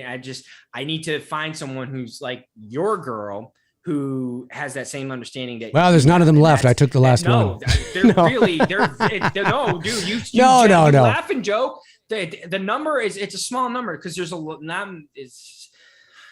not many women out there like that. No, it's I hear you. David Rode, I think, sends in $2, says, how I contact Blumhouse or David Gordon Green.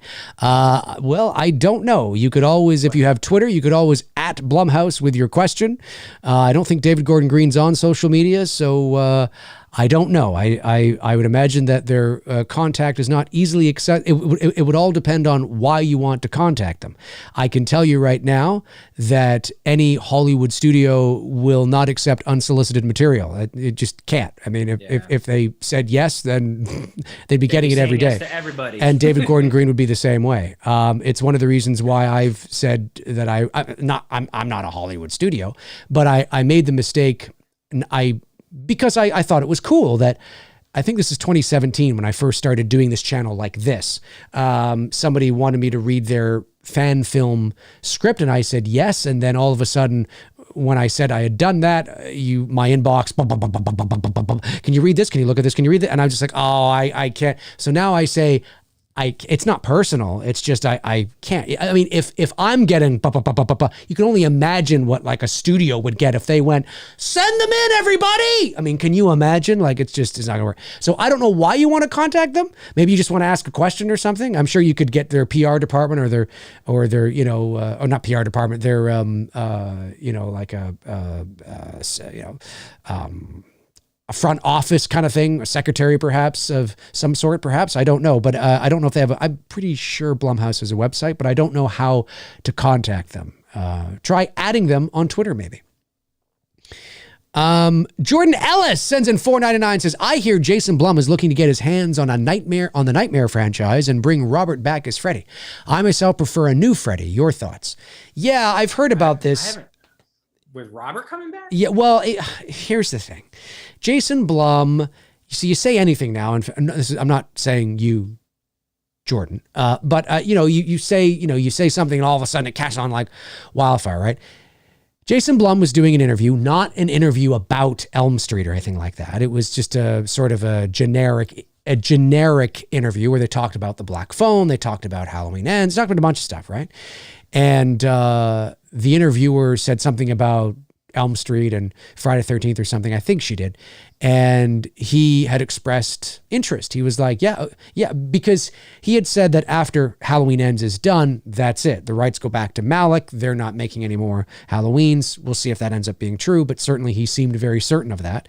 And he just basically said that, again, I'm paraphrasing, but he was like, yeah, I'd love to get my hands on Friday or Elm Street or whatever. And then the interviewer, I think, said something like, would you bring back Robert because he's 75? He says he's done and he's too old. And Jason Blum Blum said something to the effect of, "Oh, I think I could talk to him and get him back." And it's that kind. Of course, you put that out there, and fans go, and they pick it up, and they it's on everything. And Jason Blum said this. He definitely won. And it's like it's kind of just shooting from the hip a little bit. I mean, I don't think there's any wheels in motion.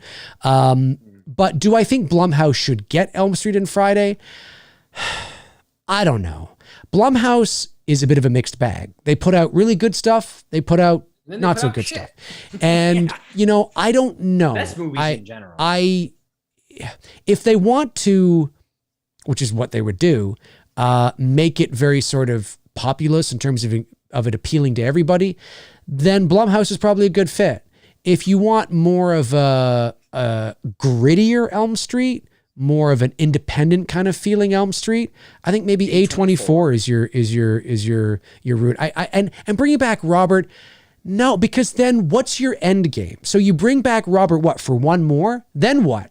What if it's a success and he doesn't want to come back? Just because and keep in mind, if Robert comes, now I don't want to speak for him, but if Robert comes back and let's say it's a huge success, that doesn't mean he's going to want to come back and do more. Yeah, but they'll just pay him. But even still, he could be like, no, I'm good. I'm like 77 now or whatever. I'm almost 80. I don't. Then what? Then you're still left in the same spot of having to reboot the franchise again with a new Freddy. And what you just said is not something you should lightly brush over. He's 75 pushing 80. Yes. Like people forget that he's not a young buck anymore. And not that Freddy is a super demanding role, but it is also a demanding role at the same time. You know what I mean? Like getting into the prosthetics and stuff like that. And, I just can't believe at his age, he's keen on wanting to fucking do that. And listen, I love Robert. We all do. He's a horror icon. He's a legend. He's amazing. We love him. But he's not stupid. He's a very, very smart and astute individual. He's been in this business for many decades.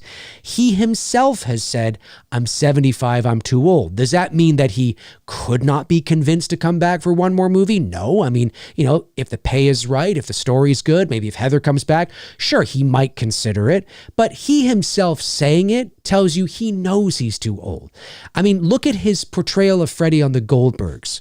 And that was 4 years ago. That's a caricature of itself. That's a caricature of itself. And I'm not knocking Freddy, okay? I'm not knocking Robert, but he's a little heavier than he was 30 years ago. He's not svelte and that really lean Freddy. Baby, it catches up to all It does. So his portrayal of Freddy on the Goldbergs, although it was definitely Robert, it was kind of funky. It was like, oh, this is older Robert playing Freddy. And that was 4 years ago. By the time they get the rights, write a script, move into production, that could be another 2 or 3 years down the road.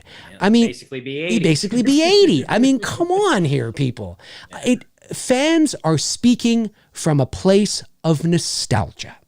That doesn't mean it wouldn't work. I'm not saying it wouldn't work, but that is the place where fans are speaking from. Jason Blum is speaking from that same place because he sees this money.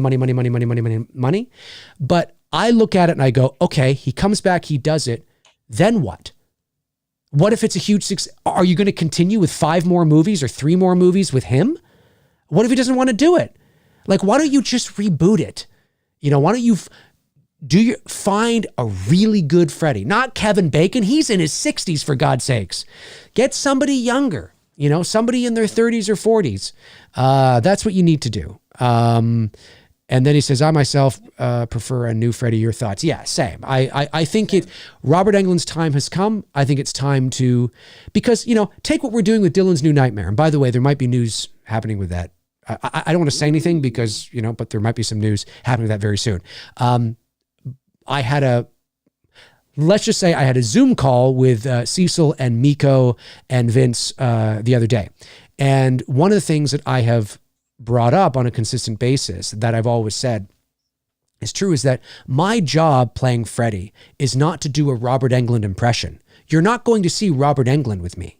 My job is to have you look at me and go, well, it's not Robert Englund, but I definitely believe it's Freddy Krueger. That's all an actor needs to do. It's like what the kid did with Han Solo in Solo. It's not Harrison Ford, but I totally believe that's like a 21-year-old Han. Totally. He did a tremendous job. It's the nuances, it's the subtleties, and it helped that he kind of resembled him, sure, of course. But that's what, if you go in doing a Robert Englund impression, you're just going to fail, man, because you're not Robert Englund. I'm not Robert Englund. I have to go in and bring it's like the Joker, right? You know, you have Joaquin, you have Heath, you have Jack. They're all very different, but they're all very what? The Joker. Great. Right. And they're great because they didn't try to mimic each other. They Correct. brought their own style. Correct. To it. Nobody looks at them and go, well, that's a Joker. No, they all are the Joker. They all are the Joker. But they're bringing, it's because it's about the essence of the character, not trying to do an impression of each other. That was something that our DP on that project said, because I don't want to take credit for it. He said that to me, and I said, you're absolutely correct. And he is. And I don't think people realize, like, you know, we all get older, you know what I mean? Yeah. And that's just fans. I don't even think, I was having this discussion with a fan the other day. I didn't go to the show, you know, cause I've seen all these bands numerous times, but you know, Motley Crue just kicked off the stadium tour with Def Leppard, Poison, and Joan Jett. And, you know, I've seen all these bands. I've seen them in their primes. You know, I saw Motley Crue on the Dr. Feelgood tour. I saw Poison on the Flesh and Blood tour. I know what you're going to say, and it's a great example. Go ahead. You know, but here's the thing with these specific groups, okay? These bands had literally the perfect storm that is very hard to capture, okay? When these bands were in their prime in the 80s, okay, they were performing in front of 20-year-olds and teenagers in high schools. But at the same time, in the 80s, you had kids, mine and Dave's age. We weren't old enough yet to go to these shows, you know, until I went to the, you know, in 89, which, you know, not many 10-year-olds are, you know, going to a Motley Crue concert. That is true. You see them even, you know, today, but it's very, you know, there's only a couple of them. But by the 90s, when these bands were doing the festivals in the whatever, not Lollapalooza, but I forgot, Ozfest. I know they were, you know, they a lot of these bands did the Ozfest stuff. At that point, you had the 20-year-olds from the 80s who were now in their 30s, the teenagers were in their 20s, and Dave and I's generation were now in our mid to late teens. We were old enough to party and go to these shows. So yeah, the shows were fucking wild and crazy going all the way up through the early 2000s because we were all in our 20s and we were, you know, the teenagers were in their 30s and the first generations, what I like to call them, they were in their 40s and we could party hard. Now, the reason why you're seeing these video clips of these fans more casual, laid back, chilling, sitting, you know, not being, because first of all, the first generation's in their 60s. The middle generation, who were teenagers when Dave and I were kids, are in their 50s and we're in our 40s. Not saying we're old and we're going to the graves, but we're not going to be hooking up with people at a Motley Crue concert like we were doing in our 20s. We're not going to be pounding the beer back, especially like we were doing in our 20s and partying. So yeah, we might be a little bit more mellowed and reserved, but that's just time. You know, it doesn't mean that, you know, we've become dead and we're boring fans. No, we're older. That's what happens when you get older. You're not doing the same shit like you were doing in your 20s. And it goes for Robert Englund. He's not going to be able to do the shit that he was doing as Freddie back in the 80s, and certainly not what he did with Jason versus Freddie in early 2000, because that's when you should have done it with him. Would have been right around in there. But now you're 20 years removed from that. It's like, we're old, dude. Yeah, and I think because Robert's body has changed, and listen, all our bodies are going to change as we get older. But because his body has changed and he's a little more stout, you know, a little more stocky and rotund. I'm not saying he's fat. I'm just saying it's clear. You look at him in, like, you know, Elm Street 2 or 3, he's sleek and slender because he was a very slim, sleek and slender guy. You know, you look at him now, obviously he's 75 years old now, right? But the problem is that, you know, continuity wise, why is this Dream Demon aging body? He should look identical. He should look identical. There should be no change. I mean, you can change the makeup up a bit, because maybe it's just how he, you know, presents himself, but, you know, he shouldn't look like he's, you know, got back pain. It's just the way it is. So yeah. I agree with what you said, Tony, and the music thing is a good analogy. It is, because I don't think fans really, and it's fans across all the boards, you know, and it's like, I don't think you get it. Like, you know, like, yeah, I know when you're thinking like, oh, I'm going to see Poison, Def Leppard, Motley Crue, and Joan Jett. you got to remember the core base of us. We're older now. Yeah. If this was the lineup back in late 90s, you better believe it's going to be a fucking shit show. I mean, and I say that in a good way because everyone's going to be partying hard. Everyone's going to be pounding the drinks back and going hardcore. You're not going to get that now. And you have to remember too, these bands are, yes, you will have younger people there in their 20s and 30s, but it's not going to be the predominant age group that's there. You're going to have people predominantly in their 60s and 50s and 40s. Yeah. And those people are not going to be wilding out and doing stupid shit, like they were doing in their 20s and stuff. So to be critical of fans that, oh, you guys are so boring now. No, we're fucking grown ass adults. Yeah, you know what I mean? We're not young anymore. My advice to Jason Blum, not that he needs my advice. He'd be like, who the fuck are you? But my advice to Jason Blum, he knows this. Jesus Christ. He knows this, but would be like, what's the end game? What's are you doing 1, 2, 3? Like, is your goal just to do like a tribute, like a spiritual sequel? And I mean, that's always the goal, right? And then it becomes huge and maybe it outperforms Halloween 18. And then it's like, oh, what are we going to do here? And listen, maybe they do. Maybe they fast track it. Maybe they shoot them back to back or something. Maybe they do get Robert in there for 2 or 3 movies. I mean, who knows? But I just think that it's a rhetorical question. We know why. But why bother? Just do your due diligence, on casting a really good Freddy, an unknown actor, relatively unknown. It doesn't have to be like completely green. I don't mean amateur. I don't mean green. I mean unknown, right? How Austin Butler was relatively unknown before Elvis. Now he's going to be in Dune Part 2 and he's going to be, but he was. Oh, this kid's about to go on. He's about to, and he's a handsome dude and he's got a voice that sounds like this. Sounds like he should be from the South, but he was born in California. Tell you, man, he could be like the next Brad Pitt. I'm just saying. But he's got that appeal. He's got that appeal. He's got that vibe. So what I'm saying is that, look for somebody who's relatively unknown. So not Kevin Bacon, he's too much star power. I want to see Freddy. I don't want to see the actor. You know what I just watched with Brad Pitt? The first time ever seeing it, because it's on Netflix, is River Run Through It. It's a good movie. Oh, yeah. I haven't seen that in years. I haven't seen that in years. Throwback to the 90s, but it's him and Tom, what was that guy's name? From Top Gun and Poltergeist? Scarlett? Oh, Tom. I know who you're talking about. Yeah. I know who you're talking about. And I forget who played the brother. I don't know. I haven't seen the movie in a while. Fuck, I haven't seen it. I've just seen it, but I see his face. I'm just drawing a blank on his fucking name. Yeah. Anyways, that was a good flick.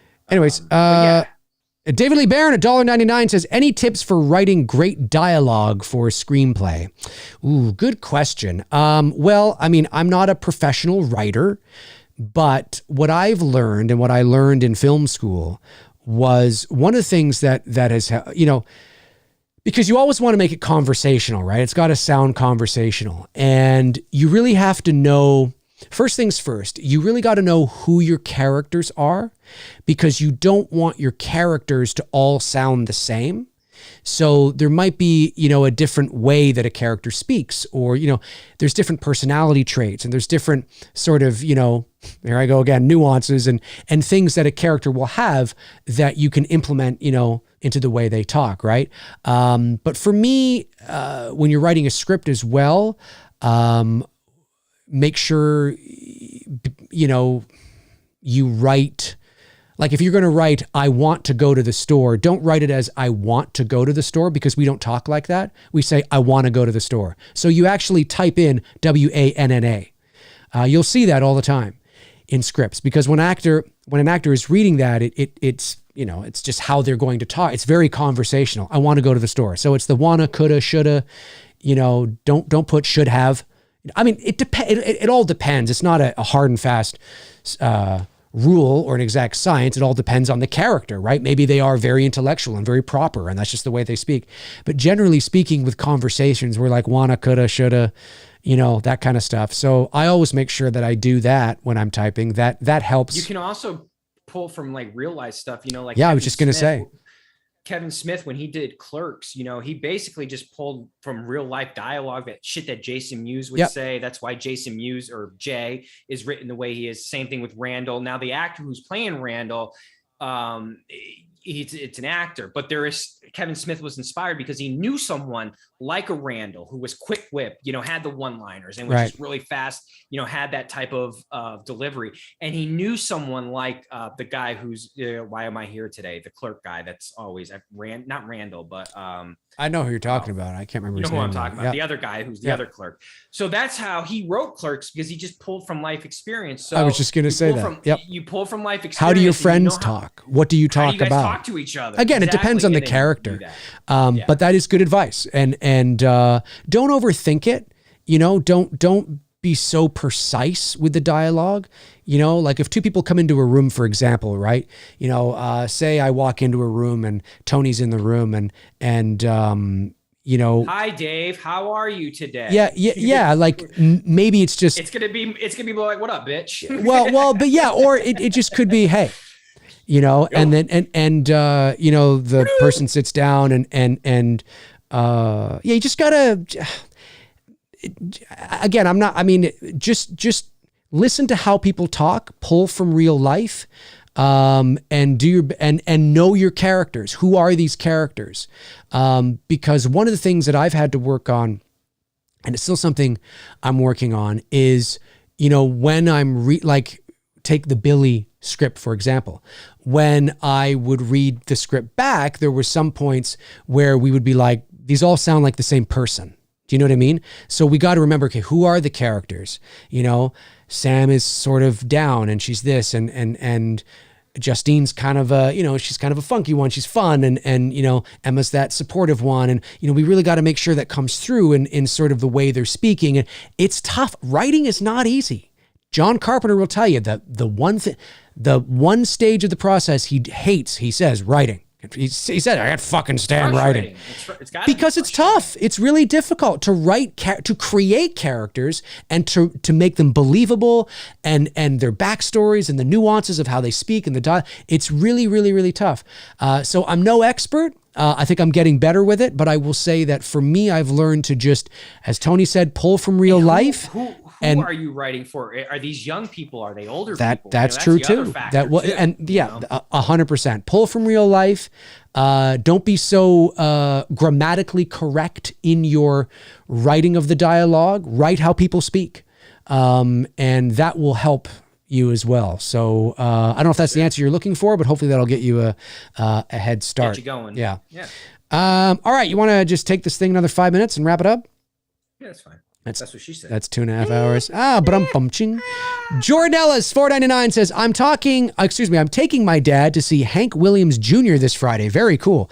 He's never had the opportunity until now. What are some shows you guys went to back in the day? Well, Tony will be able to tell you more than I can. I'm not a big concert goer.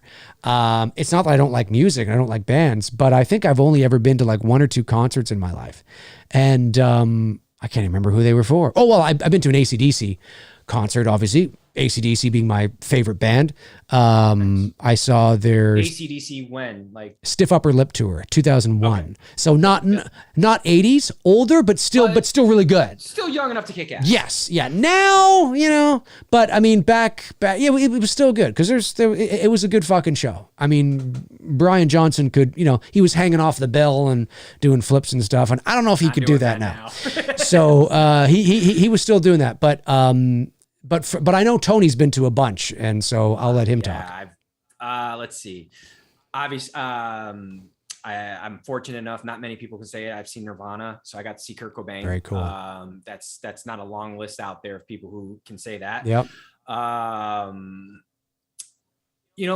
good memory concert was with my mom. She took me to see. Now you have to understand something. In the 80s, it was not really cool for dudes to be fans of Bon Jovi and Poison, because those were kind of like the girl bands. When I say girl bands, meaning like in our school, we used to have we used paper bags to cover our books. Mm-hmm. And we would just write our favorite bands named, Motley Crue, Guns N' Roses, Skid Row, and you write all your favorite bands on there. And predominantly in the 80s, girls were the bigger fans of Bon Jovi and groups like Poison. I was not really a big fan of Bon Jovi. And I remember my mom, she was working for a company that made Ovation guitars and Takamine guitars, which is what Bon Jovi and Richie Zambora played. So she got free tickets. And I'm telling you, like, I'm like 13, dreading, like hating the idea that I'm going to be stuck in a Bon Jovi concert. Right. And I fucking shit you not. I'm like this at the beginning, sulking like a typical bratty 13-year-old dude, right? By the fucking end of the show, I'm out of my seat. Whoa, living on a prayer. And I'm kidding.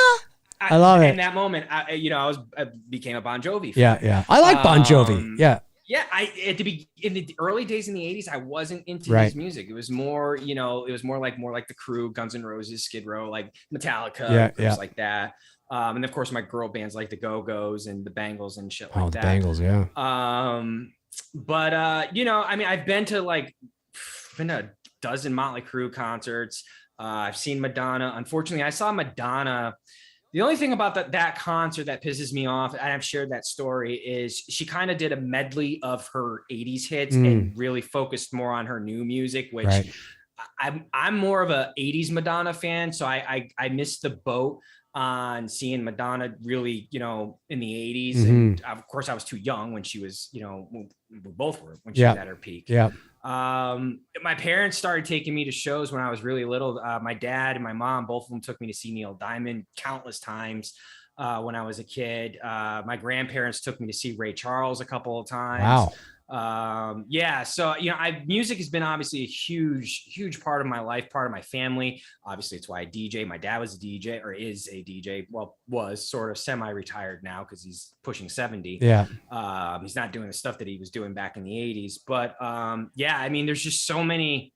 I've like Dave said, there's so many concerts, so many different memories. I went to a Motley Crue Aerosmith concert with my mom. You know what I mean? I had a blast with her. I went and the final tour. I saw one of the shows with my mom, and because she was a big Alice Cooper fan. My mom's a big rocker. And your favorite concert that you've ever been to in your life was the Justin Bieber one. I mean, that's actually, thankfully, I had kind of gotten out of the DJ and radio stuff by then. So I did not. Teasing. Unfortunately, when I was working for the radio station, it was the peak of NSYNC and the Backstreet Boys and Britney. So I had to do all those concerts because when they were here in Atlanta, we were hosting the show. Back then, most radio stations would be hosting the shows. Now, not so much. It'll be corporate sponsors like Target or whatever, or whoever's doing the show. But back then it was the radio stations, and we would be hosting the show. So I was there and saw Backstreet Boys. I did see. And my sister got to, this is back just as Good Vibrations was hitting. Marky Mark came to our mall. And the Funky Bunch. Well, he didn't have the Funky Bunch with him, but he had Danny Wood from the New Kids on the Block. Marky Mark and Danny Wood. And dude came in busting the sag, and girls were going fucking bonkers for it. And my sister got to meet him.